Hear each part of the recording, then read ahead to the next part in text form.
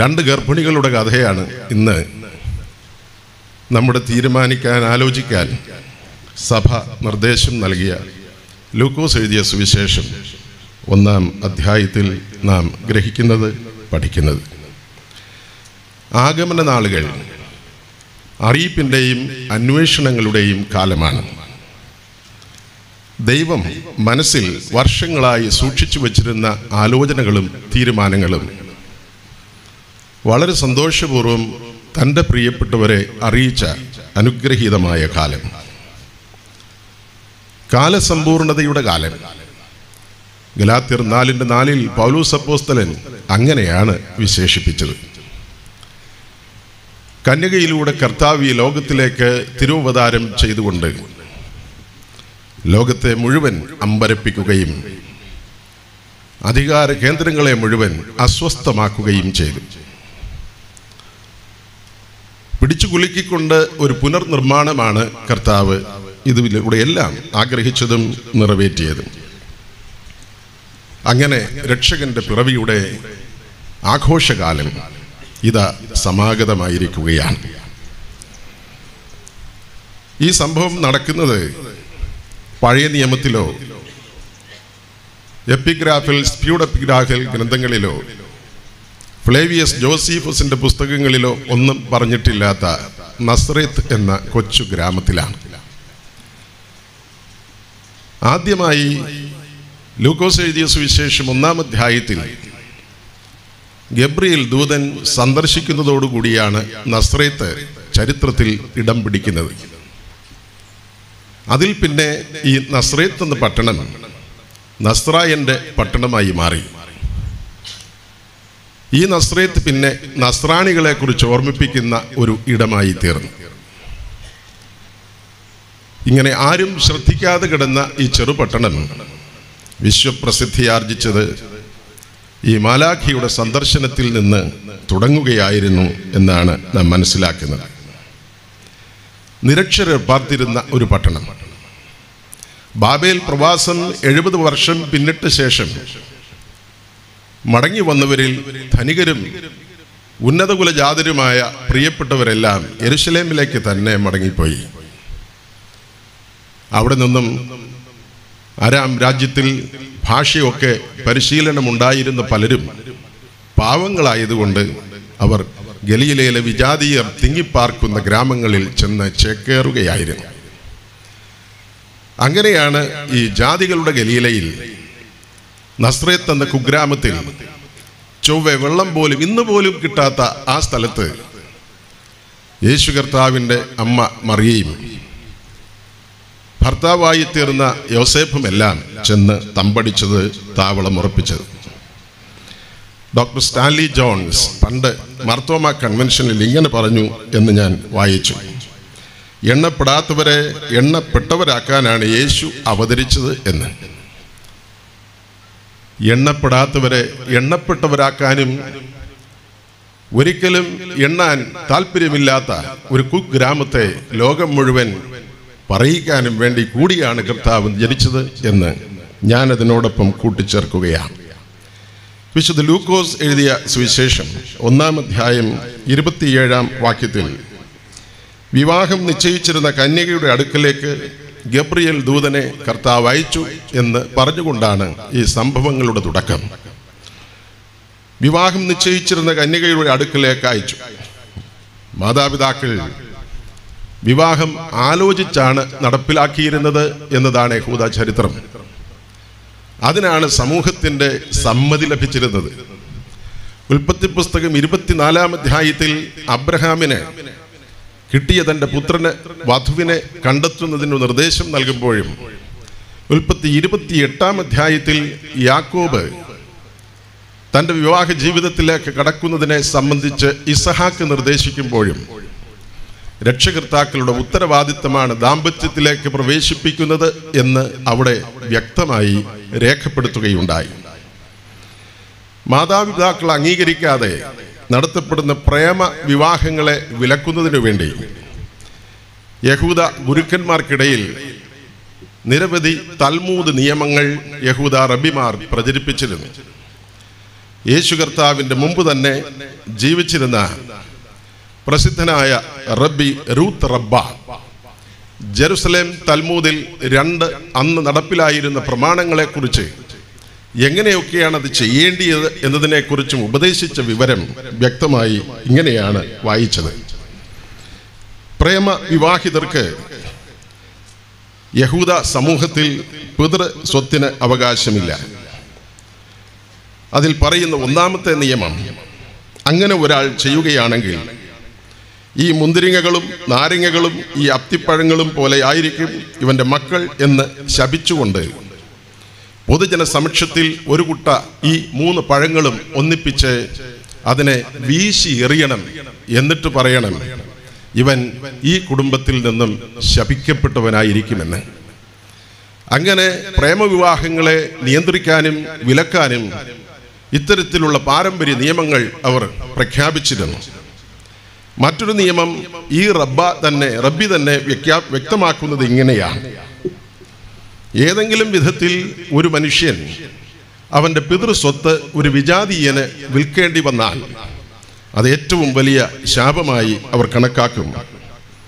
ചോളവും ചില പരിപ്പുകളും ഒന്നിച്ച് ഒരു മൺകലത്തിനുള്ളിൽ നിക്ഷേപിച്ച് ആൾക്കൂട്ടമുള്ള സ്ഥലത്ത് ചെന്ന് ഈ മൺകലം ഉയർത്തി കാണിച്ച ശേഷം നടുവിലേക്ക് ആ കുടത്തെ ഇട്ട് ഉടച്ച് ആളുകളുടെ മുമ്പിൽ ഈ പരിപ്പുകളെല്ലാം ശേഖരിക്കുന്നതിന് ഒന്നിച്ച് കീടുമ്പോൾ അവരോട് പറയണം, ഇന്നയാൾ ഞങ്ങളുടെ കുടുംബത്തിൽ നിന്ന് പുറത്താക്കപ്പെട്ടിരിക്കുന്നു എന്ന്. അങ്ങനെ പ്രത്യേക തൽമൂദ് നിയമങ്ങൾ ജെറുസലേം തൽമൂദിൽ പറഞ്ഞിരിക്കുന്നവയാണ് ഞാൻ നിങ്ങളോട് പറഞ്ഞത്. അങ്ങനെ പ്രേമവിവാഹങ്ങൾ അംഗീകരിക്കപ്പെടാതിരുന്ന പഴയ സാമൂഹിക പരിസരത്തിലാണ് പരിശുദ്ധനായ കർത്താവ് തൻ്റെ പ്രിയപ്പെട്ട മാതാവുമായുള്ള അനുഗ്രഹീതമായ ശുശ്രൂഷകളിലേക്ക് വേണ്ടി സമർപ്പിതമാകുന്നത് എന്നതാണ് ചരിത്രം. ഖുറാനിൽ 3-ാമത്തെ സുറ മറിയം എന്നാണ് അധ്യായത്തിൻ്റെ പേര്. സുറ മറിയം 3-ാം അധ്യായം 37 മുതൽ 43 വരെ ഇങ്ങനെയാണ് പറയുന്നത്: അല്ലയോ മറിയയെ, ദൈവം സത്യമായിട്ട് നിന്നെ തിരഞ്ഞെടുത്ത് ശുദ്ധീകരിച്ചിരിക്കുന്നു. ദൈവം തന്നിൽ നിന്ന് പുറപ്പെടുന്ന വചനത്തെ നിന്നോട് അറിയിക്കുന്നു. അവൻ്റെ നാമം മശിഹ എന്നായിരിക്കും. അവൻ ഇഹത്തിലും പരത്തിലും കീർത്തിപ്പെട്ടവനും ദൈവത്തോട് വളരെ അടുത്തവനുമായിരിക്കും. അവൻ നീതിമാനുമായിരിക്കും എന്ന്. അല്ലയോ മറിയയെ, ദൈവം സത്യമായിട്ട് നിന്നെ അനുഗ്രഹിച്ച് ശുദ്ധീകരിച്ചിരിക്കുന്നു. ദൈവം തന്നിൽ നിന്ന് പുറപ്പെടുന്ന വചനത്തെ നിന്നോട് അറിയിക്കുന്നു. അവൻ്റെ നാമം മശിഹ എന്നായിരിക്കും. അവൻ ഇഹത്തിലും പരത്തിലും കീർത്തിപ്പെട്ടവനും ദൈവത്തോട് വളരെ അടുത്തവനുമായിരിക്കും. അവൻ നീതിമാനുമായിരിക്കും. അനുതംബ ദശകത്തിൽ ശ്രീ നാരായണ ഗുരുദേവൻ പറഞ്ഞത് യേശു പരമേശ പവിത്രപുത്രൻ എന്നാണ്. ലോകം മുഴുവൻ ഈ പ്രസിദ്ധമായ രക്ഷാകര സന്ദേശം അറിയിക്കുക എന്ന ലക്ഷ്യത്തോടു കൂടിയാണ് കർത്താവ് പഴയ പാലസ്തീനയിൽ തന്നെ വന്ന് പിറക്കാൻ തയ്യാറായത്. എന്നോടൊപ്പം പഠിച്ച കുട്ടി ഇങ്ങനെ ചോദിച്ചു, യേശു എന്തുകൊണ്ടാണ് നല്ല കാലാവസ്ഥ എല്ലാ മാസവുമുള്ള കേരളത്തിൽ വന്ന് ജനിക്കാതെ അപ്പോഴായി കൂടുതൽ തണുപ്പുണ്ടാകുന്ന ഈ പാലസ്തീനിൽ ചെന്ന് ജനിക്കാൻ തയ്യാറായത്? ഇതിൻ്റെ അന്വേഷണത്തിൽ അവസാനം ഞാൻ കണ്ടെത്തിയ ഒരു അറിവ് ഇങ്ങനെയായിരുന്നു: ഭൂഗോളത്തിൻ്റെ എല്ലാ രാജ്യങ്ങളും രേഖപ്പെടുത്തിയിട്ടുള്ളൊരു മാപ്പ്, ഭൂപടത്തിൻ്റെ മാപ്പ് മേശപ്പുറത്തിട്ട ശേഷം അതിൻ്റെ എല്ലാ രാജ്യങ്ങളുടെയും അതിർത്തി ഉള്ളിലാക്കിക്കൊണ്ട് നടുവിൽ ഒരു കോമ്പസ് കുത്തി നിർത്തി വൃത്തം വരച്ചു നോക്കിയാൽ അതിൻ്റെ നടുവിൽ നിൽക്കുന്ന ആ മുനയുള്ള ഭാഗം കുത്തി നിർത്തിയിരിക്കുന്ന സ്ഥലമാണ് കർത്താവ് പിറന്ന പാലസ്തീൻ. ലോകം മുഴുവൻ രക്ഷ വിളംബരം ചെയ്യുന്നതിന് വേണ്ടിയായിരുന്നു കർത്താവ് ഈ പരിപാടി നിർവഹിച്ചത് എന്നപ്പോഴാണ് എനിക്ക് വ്യക്തമായത്. കന്യകയുടെ പേര് മറിയ എന്നായിരുന്നു. കന്യക എന്ന് കാര്യമായി എടുത്തു പറയാനും പ്രത്യേകം ഇവിടെ ശ്രദ്ധിച്ചിരിക്കുകയാണ്. എന്തുകൊണ്ടാണ് ഈ പേര് മറിയ എന്ന് എടുത്തു പറയുന്നതും കന്യകയായിരുന്നു എന്ന് വ്യക്തമാക്കിയത്? യെശയ്യാ പ്രവാചകന്റെ പുസ്തകത്തിൽ കന്യക ഗർഭിണിയായ ഒരു മകനെ പ്രസവിക്കുമെന്ന അമ്പരപ്പേറിയ വാർത്ത വളരെ ശക്തമായാണ് പ്രവാചകൻ നൂറ്റാണ്ടുകൾക്ക് മുമ്പ് പ്രഘോഷിച്ചിരുന്നത്. കന്യക ഗർഭിണിയാവുക എന്നത് ഒരിക്കലും കേട്ടുകേൾവിയില്ലാത്തൊരു കാര്യമാണ്. കന്യക ഗർഭിണിയായി ഒരു പുത്രനെ പ്രസവിക്കും, അവന് പേരെന്തൊക്കെയാവണം എന്നിങ്ങനെയെല്ലാം കർത്താവ് നേരത്തെ തന്നെ നിശ്ചയിച്ചുറപ്പിച്ചിരുന്നു. എബ്രായ പദത്തിൽ മിരിയാം, ഗ്രീക്കിൽ അതാണ് മേരി മറിയ എന്നായി മാറിയത്.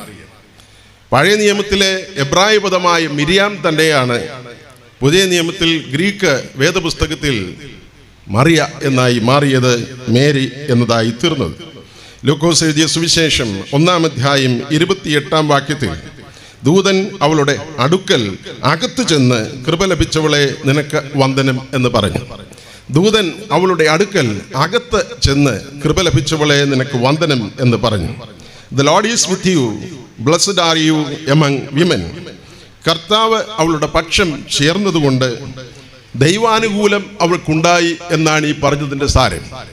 ദൈവം അവൾക്ക് അനുകൂലിയായി തീർന്നു. കർത്താവ് അവളുടെ പക്ഷം ചേർന്നതിലൂടെ ദൈവത്തിൻ്റെ കൃപ ദൈവം അതിലൂടെ മറിയുടെ മേൽ പകർന്നു കൊടുക്കുകയും ചെയ്യുകയുണ്ടായി.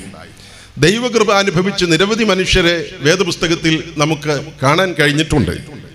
പ്രത്യേകിച്ച് നോഹയ്ക്ക് ദൈവത്തിൻ്റെ കൃപ ലഭിച്ചു എന്ന് ഉൽപ്പത്തി പുസ്തകം 6-ാം അധ്യായം 8-ഉം 9-ഉം വാക്യങ്ങളിൽ വായിക്കുന്നു.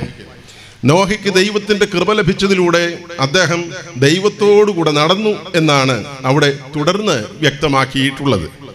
അബ്രഹാമിന് ദൈവത്തിൻ്റെ കൃപ ലഭിച്ചു. ഉൽപ്പത്തി 18-3 നാം വായിക്കുന്നു. അബ്രഹാമിന് കൃപ ലഭിച്ചപ്പോൾ തനിക്ക് ലഭ്യമായ ഭാഗ്യം എന്താണെന്ന് യെശയ്യാ പ്രവാചകന്റെ പുസ്തകത്തിലാണ് നിരവധിയായി ആശയത്തോടെ രേഖപ്പെടുത്തുന്നത്. 41-ാം അധ്യായം 8-ാം വാക്യത്തിലും പുതിയ നിയമത്തിൽ യാക്കോബിന്റെ ലേഖനം 2-ാം അധ്യായം 23-ാം വാക്യത്തിലും ദൈവത്തിൻ്റെ കൃപ അങ്ങനെ അദ്ദേഹത്തിന് ലഭിച്ചതുകൊണ്ട് അദ്ദേഹത്തിന് ലഭിച്ച ഏറ്റവും വലിയ വിശേഷത അവൻ ദൈവത്തിൻ്റെ സ്നേഹിതൻ എന്ന സൽപ്പേരിന് പാത്രീഭൂതനായി എന്നവിടെ വ്യക്തമാക്കിയിട്ടുണ്ട്. ദൈവം മോശയ്ക്കും ഇതുപോലെ ദൈവത്തിൻ്റെ കൃപ നൽകുകയുണ്ടായി.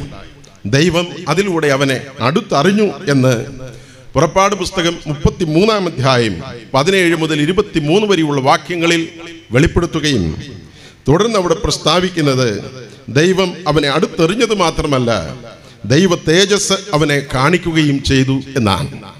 ആർക്കൊക്കെ ദൈവകൃപയുണ്ടായോ അവരെയെല്ലാം കർത്താവ് ആ കാലഘട്ടത്തിൻ്റെ വ്യത്യസ്തതയിൽ കാണുവാൻ ആഗ്രഹിച്ചു. മറ്റുള്ളവരുടെ മുമ്പിൽ എല്ലാവർക്കും വേണ്ടി അവൻ ഒരു ഐക്കണായി മാറണം എന്ന് ദൈവം നിശ്ചയിച്ചു. കർത്താവ് അങ്ങനെ ദൂതനെ അയച്ചിട്ട് പറഞ്ഞത് സ്ത്രീകളിൽ നീ ഭാഗ്യവതി എന്നാണ്. എബ്രായ ഇഡിയം ഇങ്ങനെയാണ് അർത്ഥമാക്കിയിട്ടുള്ളത്: ഇന്ന് വരെ ജീവിച്ചിട്ടുള്ള എല്ലാ സ്ത്രീകളിലും വെച്ച് നീ സന്തോഷവതിയാണ് എന്നാണ്. Blessed are you among women, blessed are you above women എന്നല്ല, സ്ത്രീകൾക്കിടയിൽ നീ അനുഗ്രഹിക്കപ്പെട്ട ഒരാൾ എന്നാണ്. നീ എല്ലാ സ്ത്രീകളും ഉള്ളതിൽ അവർക്കിടയിൽ ഒരു അനുഗ്രഹപാത്രമായി, ദൈവത്തിൻ്റെ കരുണാപാത്രമായി, അഭിഷിക്തയായി മാറ്റപ്പെട്ടു എന്നാണ് കർത്താവ് പറയാൻ ശ്രമിച്ചത്. ലൂക്കോസ് 1-ാം അധ്യായം 30 മുതൽ 33 വരെയുള്ള വാക്യങ്ങളിൽ ഗബ്രിയേൽ മാലാഖ വന്നിട്ട് 9 തരത്തിലുള്ള അനുഗ്രഹങ്ങൾ അവതരിപ്പിക്കുകയുണ്ടായി. ഉൽപ്പത്തി പുസ്തകം 12-ാം അധ്യായം 1 മുതൽ നാം താഴോട്ട് വായിക്കുമ്പോൾ അബ്രഹാമിനെ വിജാതീയരുടെ നടുവിൽ നിന്ന് വിളിച്ചു വേർതിരിച്ചിട്ട് അവനും കർത്താവ് നൽകിയത് 9 അനുഗ്രഹങ്ങളായിരുന്നു. ഇവിടെ അതുപോലെ അതേ അർത്ഥത്തിൽ വ്യക്തമായി ഈ 9 അനുഗ്രഹങ്ങൾ ഗബ്രിയേൽ മാലാഖ വിളിച്ചു പറയുകയായിരുന്നു. ആ 9 അനുഗ്രഹങ്ങളിൽ വളരെ ശ്രദ്ധേയമായ ഒന്ന്, അവൻ വലിയവനാകും എന്ന് യേശുവിനെ കുറിച്ച് പറഞ്ഞതാണ്. He will be great. ഈ ലോകത്തിൽ ഒരുപാട് ആളുകൾ ഗ്രേറ്റ് എന്ന് പറഞ്ഞിട്ടുണ്ട്. Ashoka the great, Alexander the great, Herod the great, ഇങ്ങനെ ചക്രവർത്തിമാരെല്ലാം ഗ്രേറ്റ് എന്ന് പറഞ്ഞത് മനുഷ്യരെയൊക്കെ കൊന്ന് അവർക്ക് വിജയമുണ്ടാക്കിയത് കൊണ്ടാണ്. അനേക സ്ഥലങ്ങൾ സാമ്രാജ്യം അവർ വെട്ടിപ്പിടിച്ച് അവരുടെ അതിർത്തി വിസ്തൃതമാക്കിയത് കൊണ്ടാണ്. പക്ഷേ യേശു കർത്താവ് ആരെയും കൊന്ന് സാമ്രാജ്യം സ്ഥാപിച്ചവനല്ല. അവൻ ലോകത്തെ വന്ന് രക്ഷ നൽകി. അവൻ അനുഗ്രഹീതമായ സാമ്രാജ്യം, സ്നേഹ സാമ്രാജ്യം മനുഷ്യ ഹൃദയങ്ങളിൽ സ്ഥാപിച്ചുകൊണ്ടാണ് അവൻ ഗ്രേറ്റായി മാറിയത്. നമ്മുടെ ജീവിതങ്ങളുടെയും നിയന്ത്രണവും നേതൃത്വവും ആ കർത്താവ് ഏറ്റെടുത്തുകൊണ്ട് ദിവ്യ ഭരണത്തിലൂടെ തൻ്റെ രാജ്യത്തിൻ്റെ പങ്കാളികളാക്കി നമ്മെ മാറ്റി അവിടുന്ന് നമ്മുടെ രക്ഷിതാവും കർത്താവുമായിക്കൊണ്ട് സ്നേഹ സാമ്രാജ്യം നമ്മിലും സ്ഥാപിക്കുമ്പോൾ നാം ക്രിസ്തുവിൽ ഗ്രേറ്റായി അങ്ങനെയാണ് മാറ്റപ്പെടുക. ഈ സ്ത്രീ ഉടനെ തന്നെ ഗബ്രിയേൽ ദൂതൻ വന്ന് പറഞ്ഞത്, കൃപ ലഭിച്ചവളെ നിനക്ക് വന്ദനം എന്ന് പറഞ്ഞതിന് ശേഷം അവൾ ഇതെന്തോ ഒരു വന്ദനം എന്ന് വിചാരിച്ചു എന്നാണ്. ഇതെന്തോ ഒരു വന്ദനം എന്ന് ഈ സ്ത്രീ വീട്ടിനുള്ളിൽ നിന്ന് വിചാരിച്ച് നിൽക്കുമ്പോൾ പെട്ടെന്ന് തന്നെ ഗബ്രിയേൽ അങ്ങോട്ട് സംസാരിക്കാൻ തുടങ്ങി. ഗബ്രിയേലിനോട് ഈ സ്ത്രീ ശ്രദ്ധിച്ചപ്പോൾ ഗബ്രിയേൽ പറഞ്ഞത്, നിനക്ക് ദൈവത്തിന്റെ കൃപ ലഭിച്ചു, പരിശുദ്ധാത്മാവ് നിന്റെ മേൽ വരും, അത്യുന്നതന്റെ ശക്തി നിന്റെ മേൽ നിഴലിടും, ആകയാൽ ഉത്ഭവിക്കുന്ന വിശുദ്ധ പ്രജ ദൈവപുത്രൻ എന്ന് വിളിക്കപ്പെടും എന്നാണ്. ഈ പാവം സ്ത്രീ വളരെ ശ്രദ്ധയോടെ മറിയ ഇതൊക്കെ ജാഗ്രതയോടെ ശ്രദ്ധിക്കുകയായിരുന്നു. ഇതെങ്ങനെ സംഭവിക്കും എന്ന് ന്യായമായ ചോദ്യം മറിയ മുമ്പിലോട്ട് ചോദിച്ചു. ഈ ചോദ്യം തന്നെയാണ് ഗബ്രിയേൽ സംസാരിച്ചപ്പോൾ സഖരിയാവ് എന്ന സ്നാപക യോഹന്നാന്റെ അപ്പൻ ദൈവാലയത്തിൽ നിന്നുകൊണ്ട് കേട്ടിട്ട് ചോദിച്ചത്, ഇതെങ്ങനെ സംഭവിക്കും എന്ന്. ആ സംശയം അവിടെ ചോദിച്ചപ്പോൾ ലൂക്കോസ് 1-ാം അധ്യായം 18-ാം വാക്യത്തിൽ കർത്താവ് അവിടെ നിന്നുകൊണ്ട് ഗബ്രിയേൽ വഴി അവനോട് വ്യക്തമായി വിവരിച്ചു പറയുകാതെ ആ പ്രിയപ്പെട്ട വൃദ്ധനെ ശപിക്കുകയായിരുന്നു ചെയ്തത്. ഈ ലൂക്കോസ് എഴുതിയ സുവിശേഷം 1-ാം അധ്യായം 20-ാം വാക്യത്തിൽ സഖരിയാവ് സംശയിച്ചപ്പോൾ പറഞ്ഞു, നീ ഇനിമേലാൽ ഈ സംഭവം നടക്കുന്നത് വരെ മറ്റാരോടും ഒന്നും വിവരങ്ങൾ വിവരിച്ചു പറയാൻ പാടില്ല. കർത്താവ് അവന്റെ വായെ അടച്ചു കളഞ്ഞതായി നാം മനസ്സിലാക്കുന്നു. എന്നാൽ പ്രിയപ്പെട്ട ഈ സാധു സ്ത്രീ, ഈ പെൺകുട്ടി മറിയ, അവൾ വീട്ടിനുള്ളിൽ നിന്നുകൊണ്ട് ഈ വർത്തമാനമൊക്കെ ശ്രദ്ധിച്ച ശേഷം അത് തന്നെയാണ് അവരോട് ചോദിച്ചത്, ഇതെങ്ങനെ സംഭവിക്കും എന്ന്. അറിയാവുന്നവന്റെ അവിശ്വാസവും സംശയവും കർത്താവ് സഹിച്ചില്ല. എന്നാൽ ഈ കൊച്ചുകുട്ടിയുടെ, ഈ പെൺകുട്ടിയുടെ ഇത്തരത്തിലുള്ള ജിജ്ഞാസ അപേക്ഷയായി ദൈവമുമ്പിൽ എത്തിയപ്പോൾ വ്യക്തമാക്കി കൊടുത്തു എങ്ങനെയാണ് ഇതൊക്കെ സംഭവിക്കുന്നതെന്ന്. ലൂക്കോസ് 1:35 കർത്താവ് ഇങ്ങനെ പറഞ്ഞു, പരിശുദ്ധാത്മാവ് നിന്റെ മേൽ വരും, അത്യുന്നതന്റെ ശക്തി നിന്റെ മേൽ നിഴലിടും, ആകയാൽ ഉത്ഭവിക്കുന്ന വിശുദ്ധ പ്രജ ദൈവപുത്രൻ എന്ന് വിളിക്കപ്പെടുമെന്ന്. പരിശുദ്ധാത്മാവ് നിന്റെ മേൽ വരണം, അത്യുന്നതന്റെ ശക്തി നിന്റെ മേൽ നിഴലിടണം. അപ്പോഴാണ് ഈ അത്ഭുതങ്ങൾ സംഭവിക്കുന്നത് എന്ന് കൃത്യമായി വ്യക്തമാക്കി. രണ്ട് സംഭവങ്ങൾ ഒന്നിക്കുമ്പോഴാണ് അപ്രതീക്ഷിതമായി എന്ന് ചിന്തിക്കുന്നവയെല്ലാം നമ്മുടെ ജീവിതത്തിൽ ഒരു അനുഗ്രഹമായി സംഭവിക്കാൻ സാധ്യതയുള്ളത്. എന്തൊക്കെ ചെയ്യണം എൻ്റെ ജീവിതത്തിൽ ഒരു അത്ഭുതം നടക്കാൻ? കർത്താവ് മറിയയോട് വ്യക്തമാക്കിയ ചിന്തയിൽ നിന്നും നമുക്കിത് ലഭ്യമാണ്. കർത്താവ് പറഞ്ഞു, പരിശുദ്ധാത്മാവ് നിന്റെ മേൽ വരണം, അതുപോലെ അത്യുന്നതന്റെ ശക്തി നിന്റെ മേൽ നിഴലിടുകയും വേണം. ലോകത്തിന്റെ ശക്തിയും നിഴലുമൊക്കെ നീങ്ങിപ്പോകുന്നവയാണ്. നമ്മുടെ ജീവിതത്തിൽ എപ്പോഴൊക്കെ ഈ ലോകത്തിന്റെ നിഴൽ ആശ്രയിച്ച് നിന്നിട്ടുണ്ടോ അപ്പോഴെല്ലാം നമുക്ക് വേണ്ടി വിശ്വസ്തയോടെ അത് നമുക്ക് നിന്നു തന്നിട്ടില്ല. എന്നാൽ പരിശുദ്ധനായ കർത്താവിന്റെ നിഴൽ നമ്മുടെ മേൽ വരുമ്പോൾ കരുണയുള്ള കർത്താവ് നമ്മെ എപ്പോഴും അനുഗ്രഹത്തിന്റെ ആ വലിയ തണലിൽ പാർപ്പിക്കാൻ ശക്തി നൽകുന്നവനാണ്. അത്യുന്നതന്റെ ശക്തി നിന്റെ മേൽ നിഴലിടും. പ്രപഞ്ച നിയമങ്ങളെ അതിജീവിച്ച് ദൈവത്തിന്റെ ശക്തി ലോകത്തിലെ പ്രതികൂലങ്ങളിൽ നിന്നും രക്ഷിക്കാൻ ചിറകു വിരിക്കാൻ ഇപ്പോഴും ഒരുക്കം എന്ന് കർത്താവ് മറിയയെ ഓർമ്മപ്പെടുത്തി. ഒപ്പം ഇതൊക്കെ പറഞ്ഞ് അവൾക്ക് മനസ്സിലാക്കാൻ വേണ്ടി മറ്റൊരു ഉദാഹരണം കൂടെ വ്യക്തമാക്കി. ലൂക്കോസ് എഴുതിയ സുവിശേഷം 1-ാം അധ്യായം 36-ാം വാക്യത്തിലാണ് അവ കാണുന്നത്. നിന്റെ ചാർച്ചക്കാരത്തി എലിശബത്ത് വാർദ്ധക്യത്തിൽ അവൾ ഒരു കുഞ്ഞിനെ ഗർഭം ധരിച്ചിരിക്കുന്നു. അവൾക്ക് ഇത് 6-ാം മാസം. ദൈവത്തിന് ഒരു കാര്യവും അസാധ്യമല്ലല്ലോ എന്ന് പറഞ്ഞു. ഈ നിന്റെ ചാർച്ചക്കാരത്തി, നിന്റെ ബന്ധു എലിശബത്ത് വാർദ്ധക്യത്തിൽ ഒരു പുത്രനെ ഗർഭം ധരിച്ചിരിക്കുന്നു. അവൾക്ക് ഇത് 6-ാം മാസം. അത് ദൈവത്തിന് ഒരു കാര്യവും അസാധ്യമല്ലല്ലോ എന്ന് പറഞ്ഞു. ഈ പ്രിയപ്പെട്ട ആ കൊച്ചു പെൺകുട്ടിയോട് വളരെ വ്യക്തമായി ഇദ്ദേഹം വന്ന് പ്രസ്താവിച്ച കാര്യം, നിന്റെ ചാർച്ചക്കാരത്തി എലിസബത്ത് എന്ന വാർദ്ധക്യം പിടിച്ച ഒരു സ്ത്രീ ഒരു കുഞ്ഞിനെ ഗർഭം ധരിച്ചിരിക്കുകയാണ്. ആ ഗർഭത്തിലുള്ള കുഞ്ഞ് ഇപ്പോൾ 6 മാസത്തെ പ്രായമായി.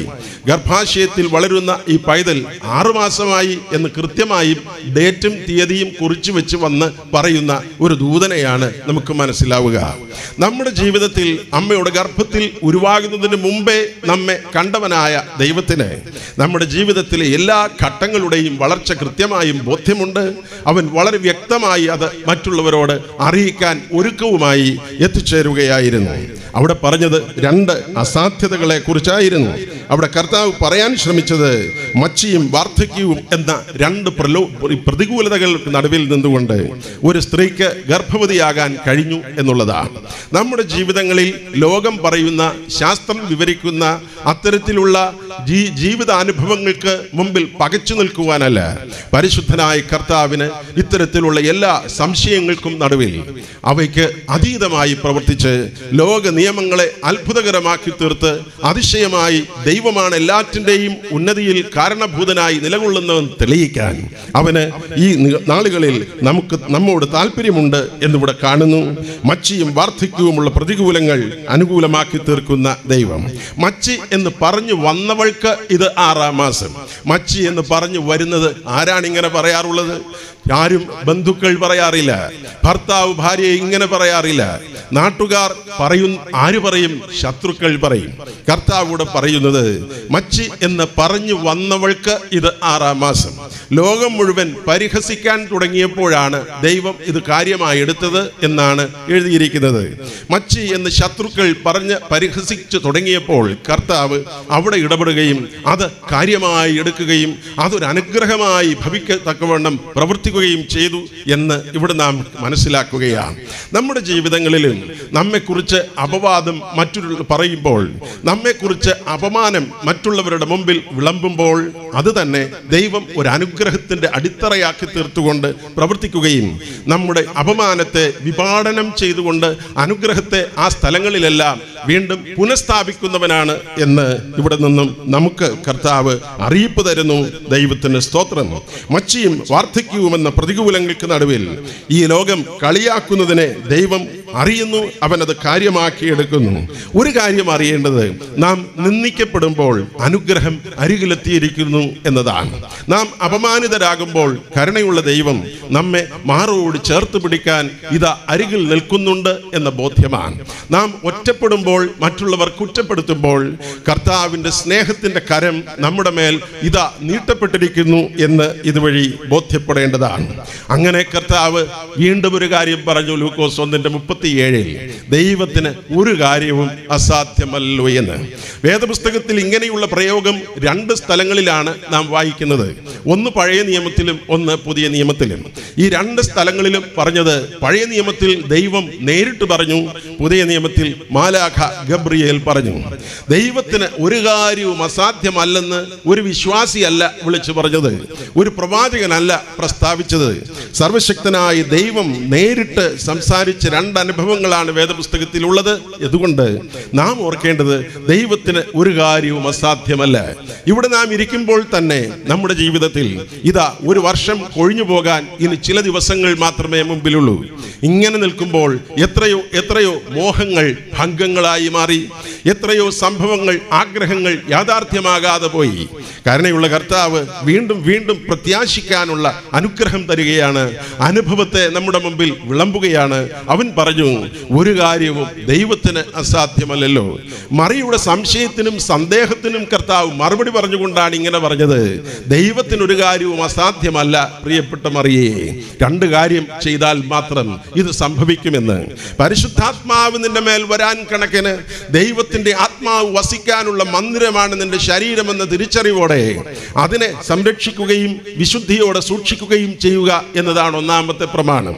2-ാമത്തേത്, ദൈവത്തിന്റെ നിഴൽ നിന്നിൽ നിന്ന് മാറാതിരിക്കുന്നതിന് എപ്പോഴും ദൈവത്തിന്റെ തണലിൽ പാർക്കാനുള്ള മനസ്സും നിനക്കുണ്ടാകണം. അങ്ങനെയായാൽ ദൈവിക അത്ഭുതങ്ങൾ നിന്റെ ജീവിതത്തിൽ യാഥാർത്ഥ്യമാകും. ജീവിതത്തിൽ മറ്റുള്ളവർ പരിഹസിച്ചോട്ടെ, മറ്റുള്ളവർ നിന്നെ നാണം കെടുത്തിക്കാലും കരുണയുള്ള കർത്താവ് അത് തന്നെ കാര്യമാക്കി തീർക്കും. അവിടെ 2 കാര്യങ്ങൾ അപ്പോഴും മറക്കാതിരുന്നാൽ ദൈവത്തിന്റെ കൃപയുടെ ശഖേനയിൽ കർത്താവ് നമ്മെ മറച്ചു പിടിച്ചുകൊണ്ട് അത്ഭുതത്തിന്റെ, അനുഗ്രഹത്തിന്റെ വലിയ ഉന്നതിയുടെ വെളിച്ച ഗോപുരങ്ങളാക്കി നമ്മെ ഉയർത്തി നിർത്തും എന്ന് കർത്താവോട് വ്യക്തമായി പഠിപ്പിക്കാൻ ആഗ്രഹിച്ചു. ദൈവത്തിന് ഒരു കാര്യവും അസാധ്യമല്ല. സാധ്യമാക്കും എന്ന വാക്കു തന്നെയാണ് എല്ലാറ്റിലും കർത്താവിന് പറയുവാനുള്ളത്. ഒരു ശുഭപ്രതീക്ഷയുടെ വാക്കല്ലേ കർത്താവിന് എപ്പോഴും നമുക്ക് നൽകാനുള്ളത്? ഈ ലോകം മുഴുവൻ പ്രതികൂലമായി നമ്മോട് സംസാരിക്കുമ്പോൾ, നെഗറ്റീവ് ആക്റ്റീവായി നമ്മോട് ഇടപെടുമ്പോൾ സർവശക്തനായ കർത്താവിൻ്റെ സ്നേഹത്തിൻ്റെ കൈകൾ നമ്മുടെ മേൽ കാണിച്ചുകൊണ്ടവൻ പറയാൻ ആഗ്രഹിക്കുന്നത്, നീ ഭയപ്പെടേണ്ടതും നിനക്ക് സമാധാനമെന്നും തന്നെയാണ്. മറിയ സംഭ്രമിച്ചത് കൊച്ചു പ്രായമായിരുന്നു, അവൾക്ക് 13 വയസ്സായിരുന്നു എന്നും ഒക്കെ പാരമ്പര്യത്തിൽ പറയുന്നതുകൊണ്ട് നമുക്കത് അറിയില്ലെങ്കിലും കർത്താവ് അവളുടെ മുമ്പിൽ തൻ്റെ ദൂതനെ അയച്ചവളോട് അറിയിച്ചപ്പോൾ അവൾ അത്ഭുതത്തോടെ നിന്ന് ജിജ്ഞാസയോടെ ശ്രദ്ധിച്ചപ്പോൾ മറുപടി പറഞ്ഞത്, നിനക്ക് വാസ്തവമായ സത്യം ഞാൻ നിന്നോട് പറയാം, അത് ദൈവത്തിന്റെ കൃപയാൽ സംഭവിക്കുന്നതാണ്, ദൈവത്തിന് ഒരു കാര്യവും അസാധ്യമല്ല എന്നാണ്. എല്ലാ പെൺകുട്ടികളും യഹൂദന്മാരിൽ പഴയ കാലം മുഴുവൻ എല്ലാ പെൺകുട്ടികളും ചിന്തിച്ചിരുന്നത്, ഇന്നും വിശ്വസിച്ചു പോരുന്നത്, ദൈവമേ എന്നിലൂടെ മശിഹ തമ്പുരാൻ വന്ന് ജനിക്കണമേ എന്നവർ പ്രാർത്ഥിച്ചിരുന്നു എന്നാണ്. അതിനുവേണ്ടിയുള്ള പക്വതയും പരിശുദ്ധിയും എപ്പോഴും തനിക്കുണ്ടാകണമെന്നവർ പ്രത്യേകം താല്പര്യപ്പെട്ടിരുന്നു. അതിനെക്കുറിച്ച് അവർ ചിന്തിച്ച് ജീവിതയാത്ര നയിച്ചിരുന്നു. അങ്ങനെയാണ് എങ്കിൽ നമ്മുടെ ജീവിതത്തിലും പരിപക്വമായ ദൈവത്തിന്റെ പരിശുദ്ധ രക്തത്താലുള്ള വീണ്ടെടുപ്പിൽ അനുഗ്രഹിക്കപ്പെട്ട മക്കളെന്ന് ഈ ലോകത്തിൽ അവകാശപ്പെടുവാൻ നമുക്ക് സാധിക്കും എങ്കിൽ ആ കർത്താവ് നമ്മിലൂടെയും ഒരു അത്ഭുതത്തെ ചെയ്യാൻ കഴിയുമെന്ന് വിശ്വസിക്കാൻ തയ്യാറാകണം. ഈ പുതിയ വർഷത്തിലേക്ക് നാം കടക്കുമ്പോൾ എനിക്ക് ഇതുവരെയും ലഭിച്ചിട്ടില്ലാത്ത പുത്തൻ നന്മകൾ കർത്താവ് ഉണർത്തി തന്നുകൊണ്ട് പുതിയ ബോധത്തിലേക്കും ബോധനത്തിലേക്കും അവനെ നയിക്കാൻ അവൻ ശക്തനാണെന്നും മാലാഖയെ അറിയിച്ചു കൊടുത്ത ആ ശുഭവാർത്ത കൊച്ചു മറിയുടെ ഹൃദയത്തിലേക്ക് ഒരു പുതിയ അങ്കലാപ്പ് ആരംഭിച്ചു എങ്കിൽ അത് ഒരു അനുഗ്രഹമായി പിന്നെ അവസാനിക്കുകയായിരുന്നു. കർത്താവ് നൽകിയ ഈ ആഹ്വാനം ശിരസാവഹിച്ച് പ്രിയപ്പെട്ട മറിയ അസ്വസ്ഥതയോടെയാണ് തുടക്കം മുതൽ ജീവിതത്തിന്റെ ഒടുക്കം വരെയും ആ വേദനയെ നടുക്കത്തോടെ ഏറ്റെടുത്തത്. കാൽവരി കുരിശിന്റെ മുമ്പിൽ കിടന്ന് കരയുമ്പോഴും ആ തീവ്ര വേദനയിലൂടെ കർത്താവ് അവൾ കനൽ വഴികളിലൂടെ സഞ്ചരിക്കാൻ തയ്യാറായത്. ദൈവത്തിന്റെ ശുശ്രൂഷയും ദൈവത്തിന് വേണ്ടിയുള്ള നിയോഗവും സ്വീകരിക്കുക എന്നത് നിശ്ചയമായും വേദനയുടെ മുൾമുടിയിലേക്കുള്ള സഞ്ചാരമാണ്. ദൈവത്തിന്റെ സന്നിധിയിലുള്ള സമർപ്പണം എന്നത് കർത്താവിന് വേണ്ടി വേദന സഹിക്കുന്നതിനുള്ള സന്മനസ്സാണ്. കർത്താവിന് വേണ്ടി നിന്നുകൊടുക്കുക എന്നത് കർത്താവിന് വേണ്ടി വേദന സഹിക്കാനുള്ള സന്നദ്ധതയാണ്. ഇത് തന്നെയാണ് മറിയയിലും നാം മുഴങ്ങിക്കേൾക്കുന്നത്, മറിയയിലും നാം ഉയർന്നു നിൽക്കുന്നതായി നാം മനസ്സിലാക്കുന്നത്. ഇവൾ ഉടനെ തന്നെ ദൈവശബ്ദം മറിയ സ്വകാര്യ അനുഭവമാക്കി മാറ്റി. അവൾ വിശ്വസിച്ചു, ഇതാ ഞാൻ കർത്താവിന്റെ ദാസി, നിന്റെ ഇഷ്ടം പോലെ എനിക്ക് ഭവിക്കട്ടെ എന്ന് വ്യക്തമാക്കി. കർത്താവിന്റെ മുന്നിൽ വെച്ച് ഈ പ്രിയപ്പെട്ട മറിയയ്ക്ക് ഇങ്ങനൊരു സമർപ്പണം ഉണ്ടായത് എങ്ങനെയാണ് എന്ന് അമ്പരപ്പോടെ നാം ചിന്തിക്കുകയാണ്. കൊച്ചു പ്രായത്തിലായിരിക്കെ തന്നെ പ്രിയപ്പെട്ടവൾ പരിശുദ്ധനായ കർത്താവിന്റെ അരികിൽ നിന്ന് എത്തിച്ചേർന്ന മാലാഖിയുടെ ഇത്തരം വാക്കുകൾ കേട്ടപ്പോൾ അവൾക്ക് അത്ഭുതം തോന്നുകയായിരുന്നില്ല, അവൾ ആശ്ചര്യപ്പെടുകയായിരുന്നു എന്ന് നാം വായിക്കുന്നുവെങ്കിലും അതിനപ്പുറത്ത് ദൈവത്തിന്റെ വലിയ ഉദ്ദേശത്തിന് വേണ്ടി അവളെ തന്നെ സമർപ്പിക്കുമ്പോൾ ദൈവത്തിന്റെ സ്നേഹം നിറഞ്ഞ ശുശ്രൂഷയിലേക്ക് തന്നെ ക്ഷണിക്കുന്നത് കുരിശ് വഹിക്കാനാണ് എന്ന തിരിച്ചറിവ് ഓരോ ദിവസം കഴിയും തോറും അവൾ കൂടുതൽ ഗാഠമായി അനുഭവിച്ചുകൊണ്ട് മുന്നോട്ട് പോവുകയായിരുന്നു. കുരിശിലേക്കുള്ള സഞ്ചാരത്തിന് വേണ്ടിയാണ് കർത്താവ് മറിയയെ സന്നദ്ധയാകണോ എന്ന് വിളിച്ചത്. അപ്പോൾ തന്നെ അവൾ അതിനായി സമർപ്പിതയാവുകയും അത്തരത്തിൽ മുന്നോട്ട് പോകാൻ തയ്യാറാവുകയും ചെയ്തു എന്ന് ഇന്നത്തെ വചനത്തിൽ നിന്ന് നമുക്ക് മനസ്സിലാകും. പ്രിയപ്പെട്ടവരെ, എലിസബത്തിന്റെ വീട്ടിൽ ഇതറിഞ്ഞ ഉടനെ ചാർച്ചക്കാരത്തെ അന്വേഷിച്ചുകൊണ്ട് മറിയ യാത്രയായി. ചാർച്ചക്കാരത്തെ അന്വേഷിച്ചു പോയത് യഹൂദ്യ മലഞ്ചെരുവിലായിരുന്നു. എന്തുകൊണ്ടാണ് സംഭവം? അതിന് കാരണമെന്തെന്ന് ലൂക്കോസ് 1-ാം അധ്യായത്തിൽ നേരത്തെ തന്നെ സൂചിപ്പിച്ചിട്ടുണ്ട്. കൂറിന്റെ ക്രമപ്രകാരം 2 പുരോഹിതന്മാർ ഒരു വർഷം ഒരു കൂറിൽ നിന്ന് ആരാധനയ്ക്കായി നിയോഗിക്കപ്പെടുമെന്ന് 1 ദിനവൃത്താന്തം 24-ാം അധ്യായത്തിലെ 24 കൂറുകളുടെ കഥ വിവരിച്ചുകൊണ്ട് ചരിത്രം രേഖപ്പെടുത്തുകയാണ്. അങ്ങനെ യഹൂദ സമൂഹത്തിൽ നിന്നും കൂറുകളായി വിഭജിക്കപ്പെട്ടിരുന്ന ഓരോ കൂറിൽ ഉൾപ്പെട്ട 2 പുരോഹിതന്മാർ സംഘമായി ചേർന്നാണ് യെരുശലേം ദൈവാലയത്തിലെ ശുശ്രൂഷ അപ്പോഴായി 24 കൂറുകൾ ഇങ്ങനെ മാറി 12 മാസത്തെയും ശുശ്രൂഷകൾ നിവർത്തിക്കാനുണ്ടായിരുന്നത്. അപ്രകാരം കൂറിന്റെ ക്രമപ്രകാരം ആ പ്രാവശ്യത്തേക്ക് ചീട്ട് വീണത് പ്രിയപ്പെട്ട സഖറിയാവ് എന്ന ഭക്തനായ പുരോഹിതനായിരുന്നു. പുരോഹിതനായ സഖറിയാവ് ദൈവാലയത്തിലേക്ക് ആരാധനയ്ക്കായി പുറപ്പെടുമ്പോൾ ദൈവാലയത്തിനുള്ളിൽ നിന്നുകൊണ്ട് ഒരു വർഷം ജനത്തിനു വേണ്ടി അവർക്ക് വേണ്ടി പ്രായശ്ചിത്ത പ്രാർത്ഥന നടക്കൊണ്ടിരിക്കുമ്പോൾ ജനം ഒരു വർഷം ചെയ്ത തെറ്റിന്റെ എല്ലാ എല്ലാം കൂലി കണക്കിട്ടുകൊണ്ട് പുരോഹിതന്റെ മുമ്പാകെ വന്നു നിൽക്കും എന്ന് അവർ വിശ്വസിച്ചിരുന്നു. ദൈവമായ കർത്താവ് പുരോഹിതനായി സഖറിയാവ് ദൈവസന്നിധിയിൽ നിന്ന് അകത്തെ പ്രാർത്ഥനാ സ്ഥലത്ത് അഥവാ അതിവിശുദ്ധ സ്ഥലത്ത് നിന്ന് ഒരാഴ്ച വർഷത്തിൽ ഒരു പ്രാവശ്യം പ്രവേശിക്കുന്ന ഈ സ്ഥലത്ത് നിന്ന് ദൈവത്തിന് വേണ്ടി പ്രാർത്ഥിച്ച് ഈ ലോകത്തിന്റെ പാപപരിഹാരത്തിന് വേണ്ടിയുള്ള അപേക്ഷ കഴിക്കുകയും ദൈവസന്നിധിയിൽ നിന്നുകൊണ്ട് ദൈവത്തിന് വേണ്ടി ഈ മനുഷ്യർക്ക് വേണ്ടി മധ്യസ്ഥത വഹിക്കുകയും ചെയ്യുമ്പോൾ ദൈവം ചിലപ്പോൾ ആ ഒരു വർഷം ജനം ചെയ്ത കുറ്റങ്ങൾക്ക് ഈ പുരോഹിതനോട് കണക്കിട്ട് ശിക്ഷ വിധിക്കും എന്ന് കരുതിയിരുന്നു. അങ്ങനെയാണെങ്കിൽ അവൻ അവിടെ വീണ് മരിക്കുമ്പോൾ ആ മൃതശരീരം വലിച്ചു പുറത്തേക്ക് എടുക്കുന്നതിന് അകത്ത് കടക്കാൻ ആർക്കും അവകാശമില്ല. അതുകൊണ്ട് തന്നെ പുരോഹിതൻ അകത്തോട്ട് ആരാധനയ്ക്ക് കയറുന്നതിന് മുമ്പ് തന്നെ വലത് കാലിൽ ഒരു വലിയ വൃത്തം വളയം ചെമ്പിലിട്ടിട്ട് ആ വളയത്തിലൂടെ ഒരു ചെമ്പ് ചങ്ങല ആളുകൾക്ക് ഇതുപോലെ ഇരിക്കാവുന്ന പ്രാകാരം വരെ നീട്ടിയിട്ടതിന് ശേഷമാണ് അകത്ത് കയറിയിരുന്ന് പ്രാർത്ഥിക്കാറുള്ളത്. അത്തരത്തിൽ ചങ്ങലയും ഇട്ടുള്ളിൽ നിന്ന് പ്രാർത്ഥിച്ചു കൊണ്ടിരിക്കുന്ന പ്രിയപ്പെട്ട സഖറിയാവിന്റെ അടുക്കലേക്ക് ഗബ്രിയേൽ ദൂതൻ വന്ന് 6 മാസത്തിന് മുമ്പേ പറഞ്ഞു, അല്ലയോ പ്രിയപ്പെട്ട സഖറിയാവേ, നിന്റെ പ്രാർത്ഥനയ്ക്ക് ഉത്തരമായി എന്ന്. നിന്റെ പ്രാർത്ഥനയ്ക്ക് ഉത്തരം ആയി എന്ന്. ഇത് കേട്ടപ്പോൾ തന്നെ പ്രിയപ്പെട്ട സഖറിയാവ് എന്ന പുരോഹിതനായ വൃദ്ധൻ അവിടെ നിന്നുകൊണ്ട് ഗബ്രിയേലിനോട് സംസാരം തുടങ്ങി. ഗബ്രിയേലിനോട് അവൻ പറഞ്ഞത്, ഇതെങ്ങനെയാണ് സംഭവിക്കുന്നത്? എൻ്റെ ഭാര്യ വൃദ്ധയായിരിക്കുന്നു, ഞാൻ വൃദ്ധനായിരിക്കുന്നു, എൻ്റെ ഭാര്യയുടെ മുറ നിന്ന് പോയിരിക്കുന്നു. ഡോക്ടർ പറഞ്ഞിരിക്കുന്നത് ഇനി ഇതിനു വേണ്ടി പ്രതീക്ഷിക്കേണ്ടതില്ലെന്നാണ്. ശാസ്ത്രീയമായി പറയാവുന്ന സാധ്യതകളൊക്കെ അസ്തമിച്ചിരിക്കുന്നു എന്നാണ് അങ്ങനെ പരിശോധനയിൽ തെളിഞ്ഞത്. നീ ഇപ്പോൾ ഇങ്ങനെ വന്ന് പ്രാർത്ഥനയ്ക്ക് ഉത്തരമായി എന്ന് പറയാനുള്ള കാരണം എന്താ? ദീർഘവർഷങ്ങൾ കൊണ്ട് ഞാൻ പ്രാർത്ഥിച്ചു വരുന്നത് പരമ്പരാഗതമായി ഇപ്പോഴും പ്രാർത്ഥന നടത്താതെ തുടരുന്നു എന്നല്ലാതെ സാഹചര്യങ്ങളൊക്കെ എതിരാണ്, പ്രതികൂലമാണ്.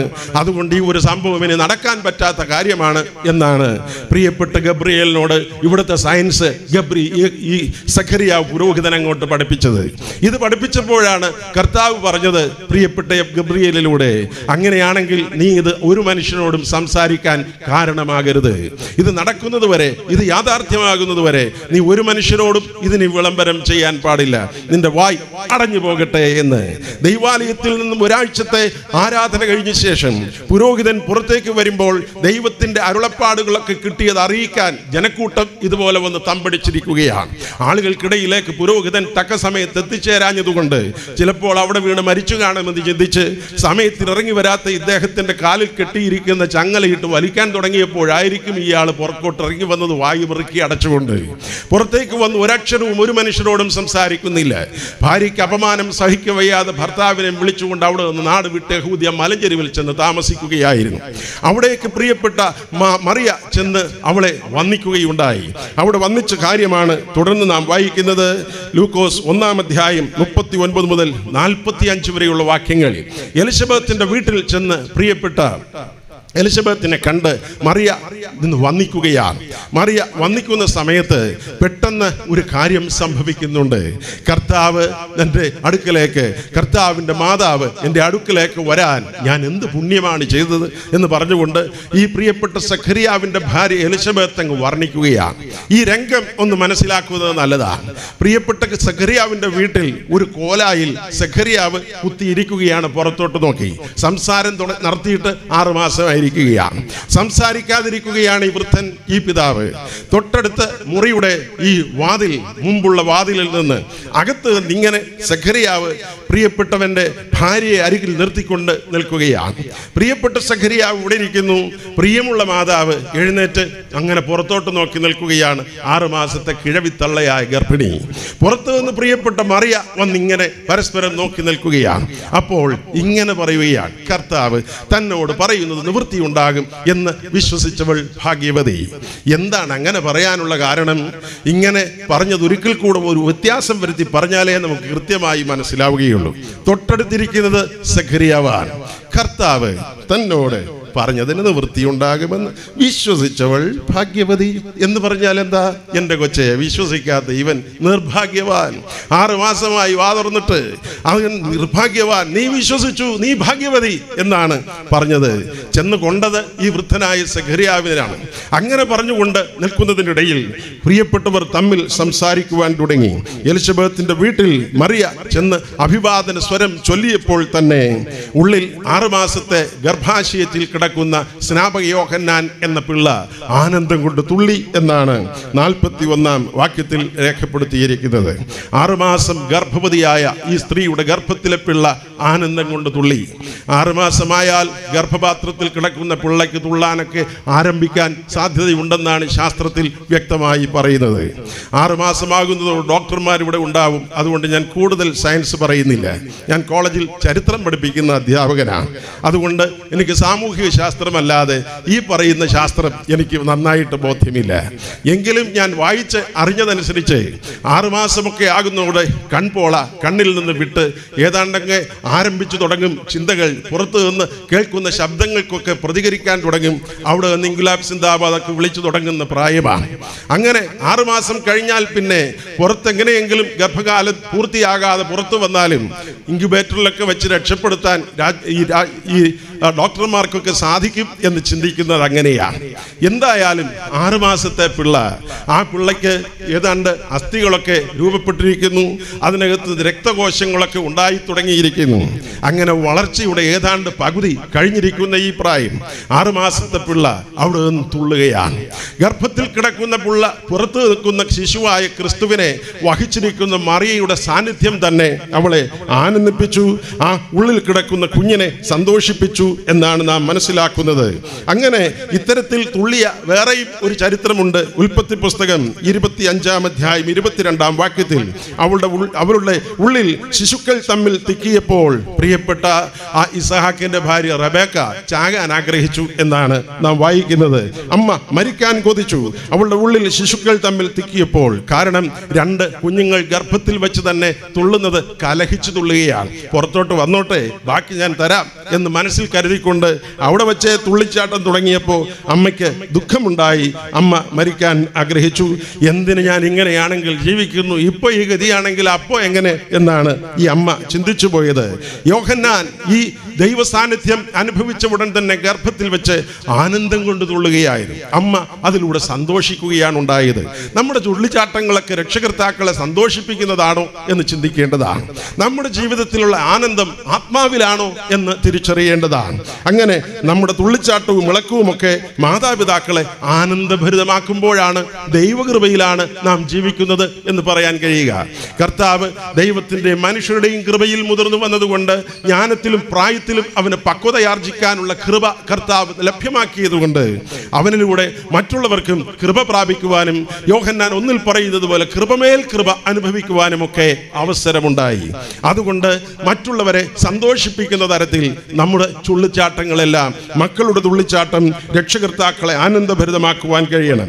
യേശാവും യാക്കോവും ഇങ്ങനെ തുള്ളിച്ചാടി അമ്മയുടെ ഗർഭത്തിൽ വെച്ച് തന്നെ തുടങ്ങിയ ശേഷം 2 പേർ തമ്മിൽ ഒടുവിൽ ഒന്നിക്കുന്ന ഒരു ചരിത്രമുണ്ട് വേദപുസ്തകത്തിൽ.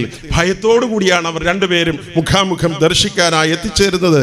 നിർഭയമായിരിക്കാൻ അവർക്ക് 2 പേർക്കും ജീവിതയാത്രയിൽ സാധിച്ചില്ല. 2 പ്രാവശ്യം ദൈവത്തെ കണ്ടുമുട്ടിയെങ്കിലും ബഥേലിൽ വെച്ച് പെനിയേലിൽ വെച്ചും നല്ലവനായി തീരാൻ യാക്കോബിന് താല്പര്യം ജനിച്ചില്ല.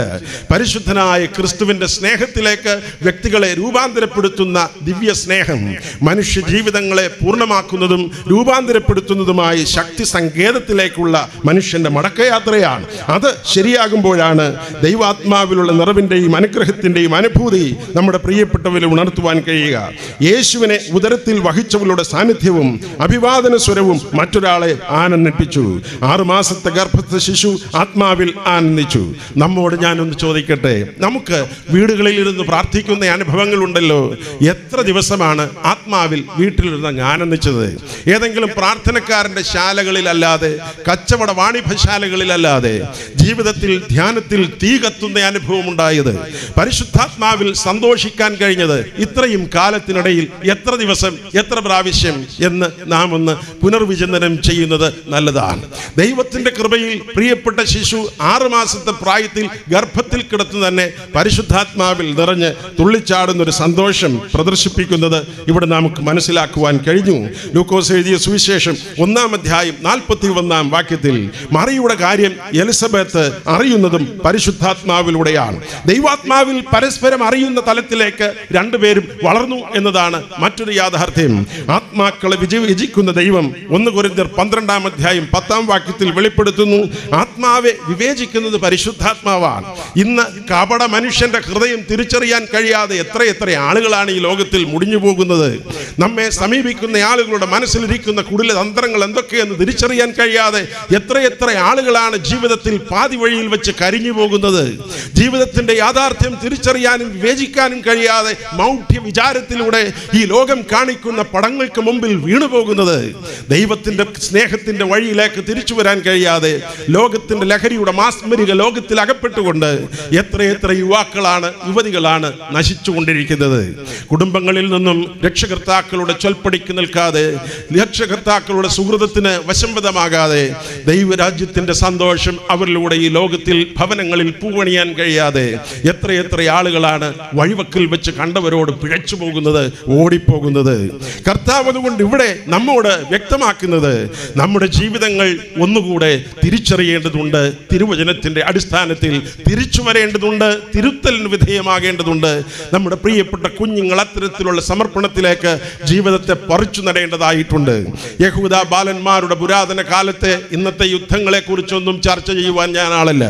പ്രിയപ്പെട്ട പഴയ കാലത്ത് യഹൂദന്മാരുടെ കുടുംബങ്ങൾ ഭദ്രമായി നിലനിന്നതും ഇത്രയും നൂറ്റാണ്ടുകൾ കഴിഞ്ഞിട്ടും എന്തൊക്കെ കുരുത്തക്കേടും കുഴപ്പങ്ങളും ഒക്കെ കാണിച്ചാണ് അവർക്ക് യുദ്ധം അഭിമുഖീകരിക്കേണ്ടി വന്നത് എന്നുള്ളതിട്ടും അവരുടെ കുടുംബങ്ങൾ ഇന്നും ചരിത്രത്തിൽ നിലനിൽക്കുന്നതിനൊരു പ്രധാനപ്പെട്ട കാരണം അവരുടെ കുടുംബങ്ങളിൽ നിറഞ്ഞു നിന്നിരുന്ന വിശ്വാസ പ്രഖ്യാനവും പ്രാർത്ഥനയുമാണ്. ഓരോ യഹൂദ ബാലനും 12 വയസ്സിന് മുമ്പ് യഹൂദന്മാരുടെ ആദ്യത്തെ 5 പുസ്തകങ്ങൾക്കുള്ളിലുള്ള ധർമ്മശാസ്ത്രവും വിശ്വാസ ഉപദേശവും സ്വീകരിച്ചെടുത്തിയ, അതിനെ സമഗ്രമായി രേഖപ്പെടുത്തിയ ക്ഷേമ എന്ന് പറയുന്ന ഒരു ചെറു പുസ്തകം മനഃപ്പാഠമാക്കണമായിരുന്നു. അവരുടെ കുടുംബങ്ങളിൽ 5 പ്രാവശ്യം സ്ത്രീകളും പുരുഷന്മാരും പ്രായപൂർത്തിയായവർ പ്രാർത്ഥന നടത്തേണ്ടതുണ്ട്. പക്ഷേ ഓരോ കുട്ടിയും രാവിലെയും വൈകുന്നേരവും കുടുംബ പ്രാർത്ഥനകൾക്ക് നേതൃത്വം നൽകണമെന്നതാണ് നിഷ്ഠ. എല്ലാ കുട്ടികളും കുടുംബത്തിൽ പ്രാർത്ഥനയ്ക്ക് ഒരു സങ്കീർത്തനം അവരാദ്യം ആലപിക്കണം ഒന്നിച്ച്. അതിനുശേഷം ക്ഷേമ ചൊല്ലണം. അതൊന്നൊന്നായി പുസ്തകം നോക്കാതെ ചൊല്ലണം, മനഃപ്പാഠമാക്കിയത് ചൊല്ലണം. പിന്നീട് 12 വയസ്സിന് താഴെ പ്രായമുള്ള കുട്ടികളെല്ലാം അത് സംസാരിക്കുന്നതിനിടയിൽ അതിൻ്റെ വിവരങ്ങൾ, വിശദീകരണങ്ങൾ പരസ്പരം ആരായണം. ഒടുവിൽ അവിടെ ഇരുന്ന് പ്രാർത്ഥന നടത്തണം. അങ്ങനെ കുടുംബ പ്രാർത്ഥനകൾക്ക് നേതൃത്വം നൽകുന്നത് യഹൂദ ബാലികാ ബാലന്മാർ 12 വയസ്സിന് താഴെയുള്ള പ്രായത്തിലാണ്. അങ്ങനെയാണ് കർത്താവ് യേശു കുഞ്ഞും ഈ ക്ഷേമ മനഃപ്പാഠമാക്കിയിരുന്നത് കൊണ്ട് പെസഹ പെരുന്നാൾ 12ാമത്തെ വയസ്സ് ആചരിക്കുന്ന സമയത്ത് കഴിയുമ്പോൾ യെരുശലേം ദേവാലയത്തിനുള്ളിൽ ചെന്ന് അവിടെയുള്ള കപ്പേളയിൽ 24 ത്രോണോസുകളിൽ എത്തിച്ചേരുന്ന ന്യായശാസ്ത്രിമാരോടൊപ്പം ചേർന്ന് നിലത്തിട്ടിരിക്കുന്ന കാർപ്പറ്റിൽ കുട്ടികൾക്ക് വന്ന് ചമ്പ്രം പടിഞ്ഞ് നിലത്തിരുന്ന് തർക്കങ്ങൾ, ചോദ്യങ്ങൾ ഉന്നയിക്കാനുള്ള അവകാശമുണ്ടായിരുന്നു. അന്ന് 2 സ്കൂളുകളാണല്ലോ നിലനിന്നിരുന്നത്. ഒന്ന് ഷമ്മായി സ്കൂളും മറ്റൊന്ന് ഹില്ലേൽ സ്കൂളും. ഹില്ലേൽ സ്കൂൾ പൗലൂസിന്റെ ഗുരുവായ ഗമാലിയേലിന്റെ ഗുരുവായ ഹില്ലേൽ സ്ഥാപിച്ചതാണ്. അവിടുത്തെ അഡ്മിഷൻ ഇത്തിരി പ്രയാസമായിരുന്നു. എന്നാൽ ഈ പ്രിയപ്പെട്ടവരെല്ലാവരും ഇവിടെ വന്നിരുന്നുകൊണ്ട് തർക്കത്തിൽ ഏർപ്പെടുമ്പോൾ ഇന്റർവ്യൂ ബോർഡിൽ ഇരിക്കുന്നത് ഈ വന്നിരിക്കുന്ന ശാസ്ത്രിമാരാണ്. അതുകൊണ്ട് ഈ കുട്ടി അവിടെ ഇരുന്ന് തർക്കം ഉന്നയിച്ച് തിരുവെഴുത്ത് പഠിക്കുന്നതിനും ചോദ്യം ഉന്നയിക്കുന്നതിനുമൊക്കെ സാമർഥ്യം നേടിയ വ്യക്തിയാണെന്ന് തിരിച്ചറിഞ്ഞുകൊണ്ട് അത്തരത്തിൽ അവർ അവിടെ ഇരുന്നു കൊണ്ട് ചോദ്യങ്ങൾ ഉന്നയിക്കുന്നത് സ്വാഭാവികമായിരുന്നു. അങ്ങനെയാണ് പരിശുദ്ധനായ കർത്താവ് 12ാമത്തെ വയസ്സിൽ പെസഹ ആചരിക്കുമ്പോൾ പള്ളിയിൽ ചെന്നതും തൻ്റെ രക്ഷകർത്താക്കൾക്ക് അവനെ കാണാതെ പോയതും 8 കിലോമീറ്റർ ഒരു ദിവസത്തെ വഴി 8 കിലോമീറ്റർ ദൂരം അവരുടെ ദിശയിലേക്ക് യാത്ര ചെയ്തതും കാണാഞ്ഞിട്ട് അവന് ബന്ധുക്കളുടെയും പരിചയക്കാരുടെയും ഇടയിൽ തെരഞ്ഞതും കാണാഞ്ഞിട്ട് തിരികെ വന്ന് 3 വർഷം 3 ദിവസം രാപകലുകളില്ലാതെ തേടിയതും യെരുശലേം ദൈവാലയത്തിനകത്ത് അവനെ കണ്ടുമുട്ടിയതും. കരുണയുള്ള കർത്താവ് അങ്ങനെ ഗർഭത്തിൽ വെച്ചു തന്നെ അവന് ശരിയായ ഒരു ലക്ഷ്യമുണ്ടായിരുന്നു. ലക്ഷ്യബോധത്തോടുകൂടി ജീവിതത്തിന്റെ തുടക്കം മുതൽ കൃത്യതയോടെ ജീവിതം നയിക്കാൻ പ്രിയപ്പെട്ട മാതാപിതാക്കളുടെ ജീവിതത്തിലെ പക്വമായ ഇടപെടലുകളും ദൈവത്തോടുള്ള അടുപ്പവും കാരണമായി തീർന്നു എന്ന് വേണം കരുതാൻ. യേശു കർത്താവിന്റെ അമ്മ അവിടെ വന്ന് നിന്നുകൊണ്ട് ശിശുവിന്റെ ഈ സംസാരം, ഈ യേശുവിന്റെ 12 വയസ്സുകാരനായ യേശു കർത്താവിന്റെ സംസാരം കേട്ടിട്ട് വിസ്മയിച്ചു എന്ന് അവിടെ എഴുതിയിരിക്കുന്നത് പോലെ നാം വായിക്കുമ്പോൾ തോന്നും. അവിടെ എഴുതിയിരിക്കുന്നത് അമ്മ അതിശയിക്കാൻ ഒരു കാരണമുണ്ട് എന്നാണ്. അവൻ ഉപദേഷ്ടാക്കന്മാരുടെ നടുവിലിരിക്കുന്നതും അവരുടെ ഉപദേശം കേൾക്കുകയും അവരോട് ചോദിക്കുകയും ചെയ്യുന്നതും കണ്ടു എന്നാണ്. നമ്മുടെ പുസ്തകത്തിൽ എഴുതിയിരിക്കുന്ന ആ മലയാളം വായിക്കുമ്പോൾ വളരെ പെട്ടെന്ന് ശ്രദ്ധിക്കാൻ സാധ്യതയില്ലാത്തൊരു കാര്യമാണത്. അവൻ ഉപദേഷ്ടാക്കന്മാരുടെ നടുവിലിരിക്കുന്നത് കണ്ടു എന്നാണ്. ഉപദേഷ്ടാക്കന്മാരുടെ നടുവിലിരിക്കുന്നത് കണ്ടു എന്ന് പറയാനുള്ള കാരണം എന്താണ്? യഹൂദന്മാരുടെ ഗ്രാമങ്ങളിലുള്ള സുനഗോഗുകളിൽ സാധാരണ സ്ത്രീകൾക്ക് 2ാമതാണ് സീറ്റ്. ഏറ്റവും മുമ്പിൽ പുരുഷന്മാർ, തൊട്ടടുക്കൽ സ്ത്രീകൾ, ഏറ്റവും പിന്നിലാണ് കുട്ടികൾ. കുട്ടികൾക്ക് തിരുവെഴുത്ത് വായിക്കാനുള്ള സ്വാതന്ത്ര്യം പരസ്യമായി ഇല്ലാത്ത പഴയകാലം. അങ്ങനെ ഇരിക്കുമ്പോൾ ശാസ്ത്രിമാരുടെ മുമ്പിൽ ഈ കുട്ടികൾക്ക് നിലത്തിരിക്കാനും വന്നിരിക്കുന്ന സിംഹാസനങ്ങളിലെ ശാസ്ത്രിമാരോട് സംസാരിക്കാനുമുള്ള അവകാശം മാത്രമേ ഉള്ളൂ. യേശുവിന്റെ അമ്മയും അപ്പനും ചെന്ന് നോക്കിയ സമയത്ത് യേശു കർത്താവ് സാറന്മാരിരിക്കുന്ന കസേരകളിൽ ഒന്നിൽ ഇരിക്കുകയായിരുന്നു എന്നാണ് വേദപുസ്തകത്തിൽ എഴുതിയിരിക്കുന്നത്. ഗ്രീക്ക് ബൈബിളിൽ എഴുതിയിരിക്കുന്നത് ഈസൂസ് കത്തിക്സോമെനോൺ എൻ മീസോ ഡിഡസ്കലോൺ. Jesus was sitting amidst the teachers. സാറന്മാരിരിക്കുന്ന കസേരയിൽ ഒന്നിൽ കർത്താവ് ഇരിക്കുകയായിരുന്നു എന്നാണ്. അത് കണ്ടപ്പോഴാണ് അമ്മയ്ക്ക് അത്ഭുതം തോന്നിയത്, ആശ്ചര്യം തോന്നിയത്. നമ്മുടെ പ്രിയപ്പെട്ടവരെ ദൈവവചനത്തിന്റെ ബോധനത്തിൽ വളർത്തുന്നതിന്റെ പ്രാധാന്യത്തെക്കുറിച്ച് മാതാപിതാക്കൾ മക്കളുടെ വളർച്ചയിൽ അത്ഭുതം കൂറുന്ന അനുഭവത്തിലേക്ക് വളർന്നു വരുമ്പോഴാണ് മാതാപിതാക്കൾ സുഹൃതമുള്ളവരായി മാറുക, അവരുടെ ഹൃദയം സന്തോഷിക്കുക. അവരെ ആനന്ദിപ്പിക്കുന്നതിന് നമ്മുടെ ജീവിതത്തിന്റെ ആരംഭദശ മുതൽ ചിട്ടയായുള്ള ദൈവവചനവുമായി ബന്ധപ്പെട്ട് ജീവിക്കുന്ന ഒരനുഭവം വേണം. അതൊരു അനുഭൂതിയായി മാറണം. അപ്പോഴാണ് മറിയയ്ക്ക് സന്തോഷമുണ്ടായത്. മറിയയുടെ സാന്നിധ്യം അനുഭവിച്ചപ്പോൾ പ്രിയപ്പെട്ട എലിസബത്ത് എന്ന വൃദ്ധയ്ക്ക്, ഗർഭവതിക്ക് ആനന്ദമുണ്ടായത്. ഉള്ളിലെ പിള്ളയ്ക്കും ഇളക്കവും ചാട്ടവും ആനന്ദവും ഉണ്ടായത്. അങ്ങനെ ജീവിതങ്ങളെ പരസ്പരം അറിയുന്ന, ആത്മാവിന്റെ അനുഭൂതിയിൽ പരസ്പരം തിരിച്ചറിയുന്ന അവസ്ഥയിലേക്ക് തിരിച്ചു വരണം. ഗബ്രിയേലിന്റെ വന്ദനസ്വരം പറഞ്ഞപ്പോൾ മറിയ ഭയപ്പെട്ടുപോയി.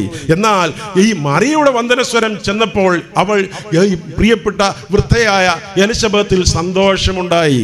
നമ്മുടെ വന്ദനസ്വരങ്ങൾ, നമ്മുടെ സാന്നിധ്യം, നമ്മുടെ അഭിവാദനങ്ങൾ മറ്റുള്ളവരെ സന്തോഷിപ്പിക്കുന്നതാകണം. നാം മറ്റുള്ളവരോട് സംസാരിക്കുന്ന വാക്കുകൾ മറ്റുള്ളവരെ തണുപ്പിക്കുന്നതാവണം, ആശ്വസിപ്പിക്കുന്നതാവണം.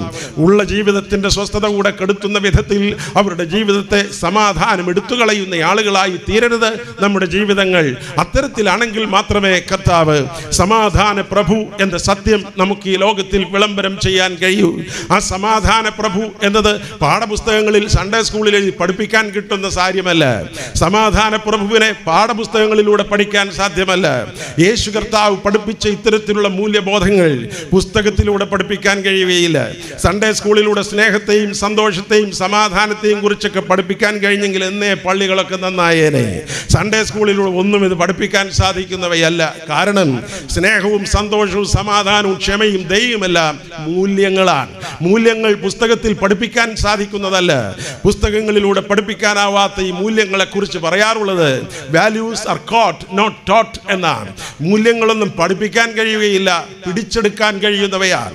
മാതൃകയുള്ള മനുഷ്യരെ മുമ്പിൽ അവതരിപ്പിക്കാൻ സഭയ്ക്ക് സാധിച്ചെങ്കിലേ ഈ മാതൃകയുള്ള മനുഷ്യരിലൂടെ മറ്റുള്ളവർ ഇത്തരത്തിലുള്ള മാതൃകയുടെ രൂപങ്ങൾ സ്വന്തമാക്കാൻ കഴിയുകയുള്ളൂ. അതുകൊണ്ടാണ് കർത്താവ് പറഞ്ഞത്, ബാലൻ നടക്കേണ്ടുന്ന വഴിയിൽ പഠിപ്പിക്കുക എന്നല്ല, കാണിച്ചു കൊടുക്കുക, അഭ്യസിപ്പിക്കുക. അത്തരത്തിൽ കർത്താവിന്റെ വളർച്ച കൃത്യമായും മറ്റുള്ളവരുടെ മുമ്പിൽ മാതൃകയുള്ളതാക്കി തീർക്കുന്നതിന് കാരണം ആ മാതാപിതാക്കൾ പ്രത്യേകം സമർപ്പണമുള്ളവരായിരുന്നു, ദൈവത്തിന്റെ കൃപ നിറഞ്ഞവരായിരുന്നു. അങ്ങനെ കർത്താവ് ആ കാലഘട്ടത്തിന്റെ കാലാധിപത്യമായ രൂപവും മാതൃകയുമായ ഇവരുടെ ജീവിതത്തെ പ്രത്യേകം തിരിച്ചറിയുകയായിരുന്നു. ഇതാണ് നാം വേദപുസ്തകത്തിലൂടെ തിരിച്ചറിയുന്നത്. പ്രിയപ്പെട്ടവരെ, ഈ ഭർത്താവായ യോസേഫ് എന്ന കഥാപാത്രത്തെ കുറിച്ച് ഒരുപാട് കാര്യങ്ങൾ പറഞ്ഞിട്ടുണ്ട്. കർത്താവ് മത്തായി എഴുതിയ സുവിശേഷം 1-ാം അധ്യായം 19-ാം വാക്യത്തിൽ ഇങ്ങനെ ഈ വിവരങ്ങളെല്ലാം മറിയയെ കുറിച്ച് ആ കേട്ടുകേൾവി ഉണ്ടായപ്പോൾ തന്നെ ഈ പ്രിയപ്പെട്ട ഭർത്താവിന്റെ ജീവിതത്തിൽ ഒരു തീരുമാനമുണ്ടായി. അവളുടെ ഭർത്താവായ യോസേഫ് നീതിമാനാകൊണ്ടും അവൾക്ക് ലോക അപവാദം വരുത്തുവാൻ അവന് മനസ്സിലാകൊണ്ടും അവളെ ഗൂഢമായി ഉപേക്ഷിപ്പാൻ ഭാവിച്ചു. ഗൂഢമായി, നോട്ടീസ് അടിക്കാതെ അവളെ കള്ളിക്കളയാനായിട്ട് അവൻ തീരുമാനിച്ചു. ദിവ്യ മറുപടി നമ്മുടെ തീരുമാനങ്ങൾക്കെതിരായാലും അത് അനുസരിക്കാനും അംഗീകരിക്കാനും തയ്യാറാവണം. ദൈവം തന്നെ ദൈവവൈതലിന്റെ പ്രശ്നങ്ങൾ പരിഹരിക്കുന്നതായാണ് നാം പിന്നെ കണ്ടത്. ദൈവം തന്നെ ദൈവവൈതലായ മറിയയുടെ പ്രശ്നങ്ങളും അങ്ങ് പരിഹരിക്കാൻ തുടങ്ങുകയാണ്. കർത്താവ് ചെന്ന് വീണ്ടും സ്വപ്നക്കാരനായ യോസേപ്പിന്റെ അടുക്കൽ, പഴയ യോസേപ്പും സ്വപ്നക്കാരനാണ്, പുതിയ ഈ യോസേപ്പും സ്വപ്നക്കാരനാണ്. അങ്ങനെ സ്വപ്നക്കാരന്റെ അടുക്കലേക്ക് ചെന്ന് ദർശനത്തിൽ അവനോട് പറഞ്ഞു, ഇത് മറിയയെ ചേർത്തുകൊള്ളാൻ നീ ശങ്കിക്കേണ്ട, ഇത് പരിശുദ്ധാത്മാവിനാൽ ഭവിച്ചതാണ് എന്ന്. കർത്താവ് അങ്ങനെ കർത്താവിന്റെ പൈതലിന്റെ പ്രശ്നവും അവൻ തന്നെ പരിഹരിക്കാൻ മുന്നിട്ടിറങ്ങി. നമ്മൾ ചിലപ്പോൾ ദൈവത്തെ കൂടാതെ പലതും പരിഹരിക്കാൻ ശ്രമിക്കുമ്പോഴാണ് കുഴപ്പങ്ങളിൽ ചെന്ന് അവസാനിക്കുന്നത്. കർത്താവുമായി ചേർന്ന് പ്രാർത്ഥനാപൂർവം ജീവിക്കുമ്പോൾ കരുണയുള്ള കർത്താവ് നമ്മെ നടത്തും, അവൻ നമ്മെ വളർത്തും എന്നതിന് സംശയമില്ല. ദൈവഹിതത്തിനായി നിന്നു കൊടുക്കുമ്പോൾ ത്യാഗം സഹിക്കാനുള്ള സന്നദ്ധതയാണ് വേണ്ടത്. ഞാനത് ആദ്യം നിങ്ങളോട് പറയുകയുണ്ടായി. മോനിക്ക എന്ന അമ്മ വിശുദ്ധയായത് തൻ്റെ കുടുംബത്തിന് വേണ്ടിയുള്ള ധീരമായ പ്രാർത്ഥനാ പോരാട്ടങ്ങളുടെ കഥയിലായിരുന്നു. പ്രാർത്ഥനയുടെ പോരാട്ടമാണ് മോനിക്ക എന്ന സ്ത്രീ വളരെ ധന്യയായി മാറിയത്, വിശുദ്ധയായി മാറിയത്. ആ അമ്മയുടെ പുത്രനായിരുന്നു, അവരുടെ കണ്ണുനീരും പ്രാർത്ഥനയുമായിരുന്നു മകൻ അഗസ്തീനോസിനെയും വിശുദ്ധനാക്കി മാറ്റിയത്. അമ്മയും മകനും ഒരുപോലെ ക്രൈസ്തവ സഭയിൽ ആ വിശുദ്ധ പദവിയിലേക്ക് ഉയർത്തപ്പെട്ടത് അവരുടെ മുട്ടുകുത്തി നിന്നുള്ള പ്രാർത്ഥനയായിരുന്നു. നമ്മുടെ കുടുംബങ്ങളും പ്രാർത്ഥനാ നിർഭരമാകണം. പുതിയ വർഷത്തിലെ ജീവിതത്തിൽ എല്ലാ വെല്ലുവിളികളെയും മുഴങ്കാലിൽ നിന്ന് നേരിട്ട് നോക്കാം. നമുക്ക് ഈ ലോകത്തിൽ ആയുധമെടുത്ത് അടരാടാനുള്ള അവകാശം നമുക്കില്ലല്ലോ. സമാധാന പ്രഭുവായ കർത്താവ് നമ്മുടെ മുമ്പിൽ നിന്നുകൊണ്ട് സധൈര്യം നമുക്കായി പോരാടണമെങ്കിൽ നാം മുട്ടുകുത്തി നിന്ന് പോരാടുന്ന ഒരു അനുഭവസ്ഥരായി തീരണം. പ്രിയപ്പെട്ടവരെ, ഞാൻ എൻ്റെ കോളേജിലെ കുട്ടികളോട് ഈ കഴിഞ്ഞ ആഴ്ചയും പറയുകയുണ്ടായി, വീട്ടിൽ നിന്ന് നിങ്ങൾ തിരിക്കുന്നത് മുതൽ തിരികെ ഭവനത്തിലെത്തുന്നത് വരെയും വീട്ടിലിരുന്നപ്പോഴും ചിന്തിച്ചുകൊണ്ടിരിക്കുന്ന നിങ്ങളുടെ അപ്പനും അമ്മയും നിങ്ങളെക്കുറിച്ച് മാത്രമാണ് ചിന്തിക്കുന്നത്. പക്ഷേ ഈ കോളേജിൽ വന്നതിന് ശേഷം നിങ്ങൾ എത്ര പ്രാവശ്യമാണ് നിങ്ങൾക്ക് വേണ്ടി പ്രാർത്ഥിച്ചു കൊണ്ടിരിക്കുന്ന, ധൈര്യത്തോടുകൂടി കാത്തിരിക്കുന്ന മാതാപിതാക്കളെ കുറിച്ച് ചിന്തിച്ചു കൊണ്ടിരിക്കുന്നത്? മാതാപിതാക്കളെ കുറിച്ച് അപ്പപ്പോഴായി ചിന്തിക്കുന്ന ശീലം ഉണ്ടാവില്ല മക്കൾക്ക്. പക്ഷേ രക്ഷകർത്താക്കളെ ആലോചിച്ചു നോക്കൂ. വീട്ടിൽ നിന്ന് കുഞ്ഞുങ്ങൾ പുറത്തിറങ്ങുന്നത് വരെ, തിരിച്ചു വരുന്നത് വരെ നിങ്ങൾ എത്ര പ്രാവശ്യമാണ് പ്രിയപ്പെട്ട മക്കളെ കുറിച്ച് ചിന്തിച്ചു കൊണ്ടിരിക്കുന്നത്? ഈ നന്ദി പ്രിയപ്പെട്ട മക്കൾ രക്ഷകർത്താക്കൾക്ക് തിരിച്ചു നൽകുമ്പോഴാണ് നമ്മുടെ ജീവിതം കൃതാർത്ഥമാവുക. കർത്താവ് ഉള്ളിൽ അവൻ വഹിച്ചു തുടങ്ങുമ്പോൾ തന്നെ മറിയ വേദന അനുഭവിക്കുകയായിരുന്നു. അവസാനം വരെയും എന്നെയും നിങ്ങളെയും അമ്മമാർ ഉള്ളിൽ വഹിക്കുന്നത് മുതൽ അവർ നേരിടുന്നത് വേദനകൾ മാത്രമാണ്.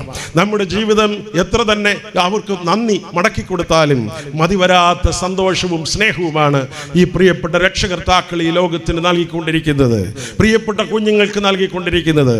പ്രിയപ്പെട്ടവരെ, അതുകൊണ്ട് യേശു കർത്താവിനെ വഹിക്കുമ്പോൾ നമുക്ക് വേദനയുണ്ട്. പ്രിയപ്പെട്ട കുടുംബങ്ങളിൽ നാം മക്കളെ വളർത്തുമ്പോൾ നാം വേദനിക്കുന്നത് പോലെ കർത്താവിനെ വഹിക്കുമ്പോഴും ഒരു വേദനയുണ്ട്. ഈ വേദന അവസാനിക്കാത്ത വേദന എന്നതർത്ഥമില്ല. കരുണയുള്ള കർത്താവ് കുരിശിന്റെ ത്യാഗത്തിലൂടെ ആ സമ്പൂർണ്ണമാക്കപ്പെട്ട വേദനയുടെ തിക്താനുഭവം ലോകം മുഴുവൻ പരിത്യക്തമാക്കി തീർത്ത പുത്രനെ കുറിച്ച് നമുക്ക് പ്രഖ്യാപിക്കാൻ തന്നൊരു സുവിശേഷത്തിന്റെ രൂപം നമ്മുടെ മുമ്പിലേക്ക് എത്തുകയായി. അവൻ സഹിച്ച വേദനയിലൂടെ നമുക്കെല്ലാവർക്കും വീണ്ടെടുപ്പ് സാധ്യമാക്കി തീർത്തു. അവന് യേശു എന്ന പേരിടണം എന്ന് സ്വർഗത്തിൽ നിശ്ചയിച്ച പേര് തന്നെ ഈ ഭൂമിയിൽ കൊണ്ടുവന്ന് കൊടുത്തിട്ട് യോസേപ്പിനോട് പറഞ്ഞു, നീ ശരിയായിട്ട് അപ്പനല്ലെന്ന് എനിക്കറിയാം, പക്ഷേ യഹൂദന്മാരുടെ പാരമ്പര്യത്തിൽ നിന്നെ ഞാൻ അപ്പനാക്കി മാറ്റുകയാണ്. പേരിടാനുള്ള അവകാശം അപ്പനാണ്, അതുകൊണ്ട് നിനക്ക് ഞാൻ പേരിട്ട് കൊടുക്കാനുള്ള അവകാശം തരികയാണെന്ന് യോസേപ്പിന് അവകാശവും കൊടുത്ത് കർത്താവ് അവനെ സുഹൃതമുള്ളവനാക്കി മാറ്റി. ദൈവത്തിന്റെ സ്തോത്രം. നമുക്ക് ഈ പുതിയ വർഷത്തിൽ അങ്ങനെയാവാം നമ്മുടെയും ജീവിതം, ധന്യമായൊരു സുഹൃത ജീവിതം. മാതാപിതാക്കളുടെ മുമ്പിൽ ദൈവസ്നേഹത്തിൽ നിറഞ്ഞു നിൽക്കുന്നൊരു ധന്യമായ ജീവിതം. കരുണയുള്ള കർത്താവ് അതിനായിട്ട് നമ്മെ സഹായിക്കട്ടെ, അതിനായി നമ്മെ എപ്പോഴും അനുഗ്രഹിക്കട്ടെ. ആ സ്നേഹത്തിൽ ജീവിപ്പാൻ കരുണയുള്ള ദൈവം നമ്മെ എപ്പോഴും സഹായിക്കട്ടെ എന്നാണ് എൻ്റെ പ്രാർത്ഥന. എൻ്റെ കർത്താവ് എൻ്റെ പ്രിയപ്പെട്ട മാതാപിതാക്കളുടെ പ്രാർത്ഥന കൊണ്ട് മാത്രം നന്നായ ഒരാളാണ് ഞാൻ. 17-ാമത്തെ വയസ്സിൽ ആത്മഹത്യക്ക് കിണറ്റിനുള്ളിലേക്ക് ചാകാനായിട്ട് പോകുമ്പോഴാണ് കർത്താവിൻ്റെ സ്നേഹം എന്നിലേക്ക് തിരിച്ചു വന്നത്. ഞാനൊരു ഗവൺമെൻറ് ഉദ്യോഗസ്ഥൻ്റെ മകനായിട്ടാണ് ജനിച്ചത്. പക്ഷേ ഞാൻ ചെറുതായി 1-ാം ക്ലാസ്സിൽ പഠിക്കുമ്പോൾ തന്നെ എൻ്റെ പിതാവിൻ്റെ ഗവൺമെൻറ്റിലെ പട്ടാളത്തിലെ ഉദ്യോഗം വഴി അടിയന്തരാവസ്ഥ കാലത്ത് കേസിലകപ്പെട്ട് നഷ്ടപ്പെട്ടു. എല്ലാം നഷ്ടപ്പെട്ട് എൻ്റെ പിതാവ് എത്തിച്ചേർന്നപ്പോൾ ഞങ്ങൾ 3 മക്കൾ, അമ്മ, ഇങ്ങനെ 5 പേർ ദാരിദ്ര്യത്തിൻ്റെ നെല്ലിപ്പലകയിലേക്ക് യാത്ര ചെയ്തു. 4-ാം ക്ലാസ്സിലെ പഠിത്തം കഴിഞ്ഞ് ഓരോ 2 മാസത്തെ അവധിക്കാലത്തും കൂലിപ്പണിക്കാരനായി അധ്വാനിച്ച് എൻ്റെ ജീവിതം യാത്ര ആരംഭിച്ചു. കരുണയുള്ള കർത്താവിൻ്റെ സ്നേഹത്തിൽ ഇങ്ങനെ ഞാൻ മുമ്പോട്ട് പോകുന്ന ഒരു അനുഭവസ്ഥനായി മാറി. പ്രിയപ്പെട്ടവരെ, അങ്ങനെ ആത്മഹത്യയുടെ വക്കിൽ വെച്ച് ഈ യേശു കർത്താവ് സ്നേഹിക്കുന്നു എന്ന് ഞാൻ മനസ്സിലാക്കി. ഞാൻ ഈ കർത്താവിനെ സ്നേഹിച്ചതല്ല, ഞാൻ ഈ കർത്താവിനെ ആഗ്രഹിച്ചതല്ല. ഓരോ ദിവസവും പട്ടിണി കൊണ്ട് ആകെ അസ്വസ്ഥനാകുമ്പോൾ ഈ അമ്മ എന്നും രാവിലെ പ്രാർത്ഥിക്കുന്നത്, എൻ്റെ മക്കൾക്ക് കർത്താവെ ഇന്നത്തേക്ക് എന്തെങ്കിലും വഴിതരണം, അവർക്ക് വയറു നിറയ്ക്കാൻ വക തരണം എന്നാണ്. ഈ കർത്താവ് എത്ര പ്രാർത്ഥിച്ചിട്ടും ഈ കർത്താവ് പ്രാർത്ഥന കേൾക്കുന്നില്ല. അതുകൊണ്ട് ഈ യേശു ജീവിക്കാത്തവനെന്നും ആളുകളെ വെറുതെ പറ്റിക്കുന്നതാണ് ഈ ക്രൈസ്തവ വിശ്വാസമെന്നുമൊക്കെ ഞാൻ പരസ്യമായി സംസാരിക്കുവാനും പള്ളി ആരാധന ഉപേക്ഷിക്കാനും തീരുമാനിച്ചു. അങ്ങനെ ജീവിതത്തിൻ്റെ നിരാശയുടെ നിരാസത്തിൽ കരുണയുള്ള കരുണയുള്ള കർത്താവ് ആത്മഹത്യയാണ് പരിഹാരമെന്ന ചിന്തയിൽ ഈ എൻ്റെ മൗഢ്യ ബുദ്ധി ഉപദേശിച്ച വഴിയിലേക്ക് ഞാൻ തിരിഞ്ഞുപോയി. കരുണയുള്ള കർത്താവിൻ്റെ സ്നേഹം എൻ്റെ ജീവിതത്തിലേക്ക് മടങ്ങി വന്നു. അന്ന് ഞാൻ തീരുമാനിച്ചു, രാത്രിയിൽ ഞാൻ ഇന്ന് മുതൽ എൻ്റെ കർത്താവിനായി ജീവിക്കുമെന്ന്. എൻ്റെ മാതാപിതാക്കൾ അതുവരെയും എന്നിൽ ഒരു പ്രതീക്ഷയും ഉണ്ടായിരുന്നില്ല. ഇയാൾ അച്ഛനാകുമെന്നോ ഉപദേശിയാകുമെന്നോ നല്ലവനാകുമെന്നോ നാട്ടുകാരും വിചാരിച്ചിരുന്നില്ല. അങ്ങനെ അത്രയ്ക്ക് ജീവിച്ച എന്നെ എൻ്റെ സ്നേഹത്തിലേക്ക് 17ാമത്തെ വയസ്സിൽ തിരഞ്ഞെടുക്കാൻ തീരുമാനിച്ചു. ഞാൻ തുടർന്ന് ഒരു 7 ദിവസത്തെ പ്രാർത്ഥന ഉപവാസം കടലിൻ്റെ തീരത്ത് കന്യാകുമാരിക്കടുത്ത് വീട്ടിൽ നിന്ന് 70 കിലോമീറ്റർ അകലെ എപ്പോഴും ആ സ്ഥലത്ത് പോകാറുണ്ട്. എൻ്റെ ഇളയ മകൻ വന്നിട്ടുണ്ട്. ഇളയ മകൻ 6 മാസത്തെ പ്രായമാകുന്നത് മുതൽ ഈ കടൽ തീരത്തവരെ മണലിൽ കുഴിച്ചൊരു തുവർത്തു വിരിച്ച് അതിനകത്ത് കിടത്തി ഞങ്ങൾ അവിടെ ഇരുന്ന് പ്രാർത്ഥന നടത്തുമായിരുന്നു. ഇപ്പോഴും തുടരാറുണ്ട്. അവിടെ ഞാൻ വർഷങ്ങൾക്ക് മുമ്പ് ഒരു 7 ദിവസത്തെ ഉപവാസ പ്രാർത്ഥനയിലായി തീർന്നു. അപ്പോൾ എന്നോടൊപ്പം 10-12 ആളുകളുണ്ടെങ്കിലും ഞാൻ മാത്രമാണ് അപ്പോൾ ഉപവസിച്ചത്. മറ്റു പ്രാവശ്യങ്ങളിൽ പലരും ഉപവസിക്കാറുണ്ട്. ഞാനിവിടെ ഉപവസിച്ച് പ്രാർത്ഥിക്കുന്ന രാത്രി 8:30 മണിക്ക്. നിങ്ങൾ വിശ്വസിക്കണമെന്ന് എനിക്ക് താല്പര്യമില്ല, എൻ്റെ അനുഭവം നിങ്ങളോട് പറയുകയാണ്. രാത്രി 8:30 മണിക്ക് പരിശുദ്ധാത്മാവിൻ്റെ സന്തോഷം ഒറ്റയ്ക്ക് മണൽത്തിട്ടയുടെ മുകളിൽ നിന്ന് പ്രാർത്ഥിക്കുമ്പോൾ എൻ്റെ ഉള്ളിലേക്ക് കടന്നു വന്നു. അന്ന് അനുഭവിച്ച 2 കാര്യങ്ങളുണ്ട്. ഒന്ന്, ഞാൻ 8ാം ക്ലാസ് മുതൽ കണ്ണട വയ്ക്കുന്നയാളായിരുന്നു. എൻ്റെ കണ്ണുകൾക്ക് കാഴ്ചക്കുറവുണ്ടായിരുന്നു. ഈ 8ാം ക്ലാസ് മുതൽ കണ്ണട വയ്ക്കാൻ തുടങ്ങിയത് ഞാൻ ദരിദ്രനായതുകൊണ്ട് എനിക്ക് കണ്ണട ആദ്യം വാങ്ങി തന്നത് എന്നെ ബയോളജി പഠിപ്പിച്ചിരുന്ന ശാന്തകുമാരി ടീച്ചറാണ്. 3 മാസത്തിന് മുമ്പ് ഞങ്ങൾ ഒരിക്കൽ ഒരുമിച്ച് പൂർവ്വ വിദ്യാർത്ഥികൾ കൂടിയ സമയത്ത് ഞാനാണ് ആ ടീച്ചറെ എൻ്റെ വണ്ടിയിൽ കൊണ്ടുവന്നതും തിരികെ കൊണ്ടുവിട്ടതും. പ്രിയപ്പെട്ടവരെ, ആ ശാന്തകുമാരി ടീച്ചർ ബോർഡിൽ ബയോളജി പഠിപ്പിക്കുമ്പോൾ കണ്ണിൻ്റെയും ചെവിയുടെയും ഒക്കെ ചിത്രം വരച്ചിടുമ്പോൾ ഞാൻ പിന്നിൽ സീറ്റിലാണ്. ഞാൻ ഉയരം കൂടിയ ആളായതുകൊണ്ട് അവിടെ നിന്ന് ഞാൻ ബുക്കും എടുത്ത് മുമ്പിലോട്ട് വന്ന് എഴുതിയിടുന്ന വാക്കുകൾ ശ്രദ്ധിച്ച് അതിനെ എഴുതിയെടുക്കാനായിട്ട് ശ്രമിച്ചപ്പോഴാണ് ടീച്ചർ മനസ്സിലാക്കിയത് എൻ്റെ കണ്ണുകൾക്ക് കാഴ്ചക്കുറവുണ്ട് എന്ന്. അങ്ങനെ ആ ടീച്ചർ ഗേറ്റിൽ വന്ന് 4 മണിയായപ്പോൾ നിൽക്കുന്നു കണ്ടു. ഇത്ര നീളമുള്ളൊരു കാലം കൂടെ ഇങ്ങനെ കക്ഷത്തിടുക്കിക്കൊണ്ട് തൊട്ടടുത്താണ് ആ ടീച്ചർ എന്ന് താമസിച്ചിരുന്നത്. എന്നെ ഇങ്ങനെ ഗേറ്റിലൂടെ എല്ലാവരും ഓടി വരുന്ന സമയത്ത് ഇങ്ങനെ കൈയാട്ടി വിളിച്ചു. സാധാരണ അധ്യാപകരെന്നെ വിളിച്ചാൽ തല്ലു തരാനാണ് വിളിക്കാറുള്ളത്. അങ്ങനെ ഞാൻ ഭയത്തോടുകൂടി ടീച്ചറിൻ്റെ പിന്നാലെ പുറപ്പെട്ടു. എവിടെയാണ് എന്നെ കൊണ്ടുപോകുന്നതെന്ന് അറിയത്തില്ല.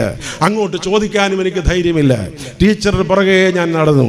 കുറച്ചപ്പുറം ചെന്നപ്പോൾ ഇന്നത്തെ പോലെ കണ്ണാടിയൊക്കെ നന്നായിട്ട് പരിശോധിച്ച് കൊടുക്കുന്ന ഇടം പണ്ടുണ്ടായിരുന്നില്ല.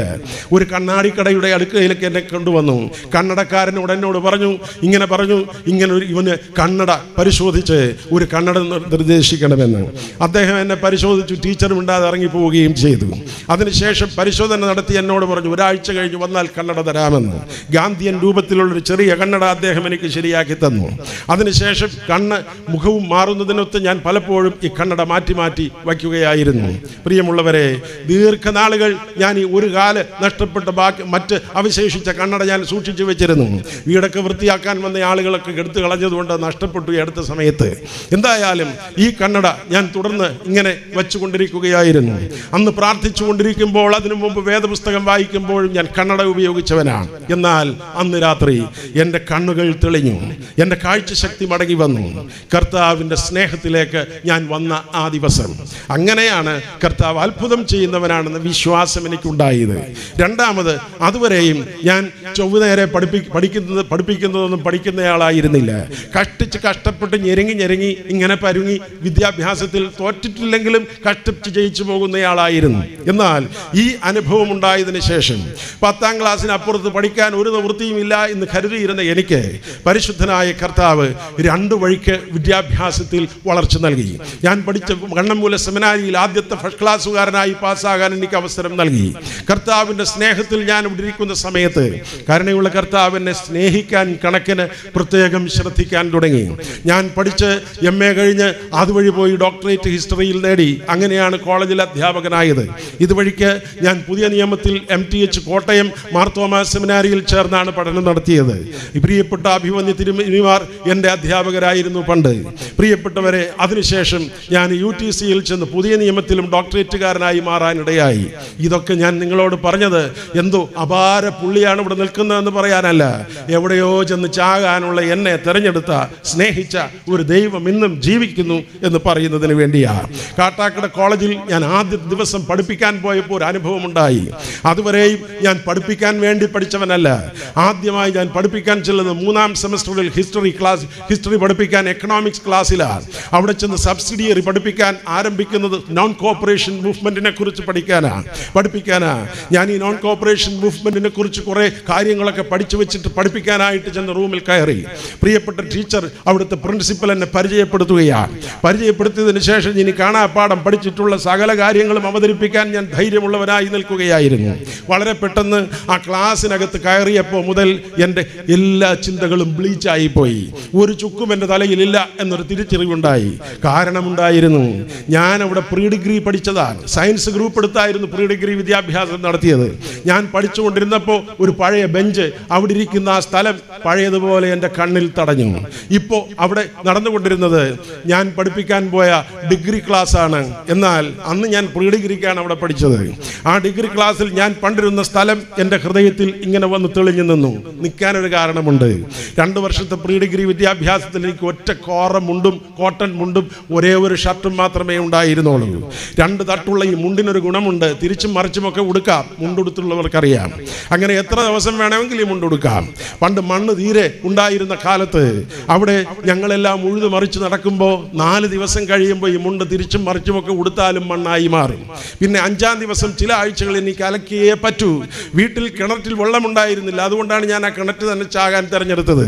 അങ്ങനെ ആ കിണറ്റിലേക്ക് പോകാതെ ഞാൻ എൻ്റെ വീട്ടിൻ്റെ താഴെയുള്ള കുഴൽക്കിണറിൽ കൊണ്ടുപോയി അലക്കും. കുഴൽക്കിണറിൽ കൊണ്ടുപോയി അലക്കിയാൽ നേരം വെളുക്കുമ്പോൾ ഈ ചാക്ക് മുണ്ട് ഉണങ്ങി കിട്ടാറില്ല. ഈ മുണ്ടും എടുത്തുകൊണ്ട് ഞാൻ വീശി നടക്കും. എൻ്റെ പുസ്തകം സഞ്ചിക്കകത്ത് കക്ഷത്തിലിട്ട ഈ തോളിലിട്ട ശേഷം വീശി നെയ്യാറ്റിൻകര വരെ ഞാൻ നടക്കും. നെയ്യാറ്റിൻകരയിൽ 2 കിലോമീറ്റർ അപ്പുറത്ത്, നെയ്യാറിനപ്പുറത്താണ് എൻ്റെ വീട്. പ്രിയപ്പെട്ടവരെ, നടന്നു വന്നതിന് ശേഷം അന്ന് ബസ്സിൽ എനിക്ക് സീറ്റ് കിട്ടിയാലും ഞാൻ ഇരിക്കാറില്ല. ആ നനഞ്ഞ മുണ്ടിൽ സീറ്റിൻ്റെ അഴുക്കെല്ലാം പുരളുമെന്നുള്ളത് കൊണ്ടാണ്.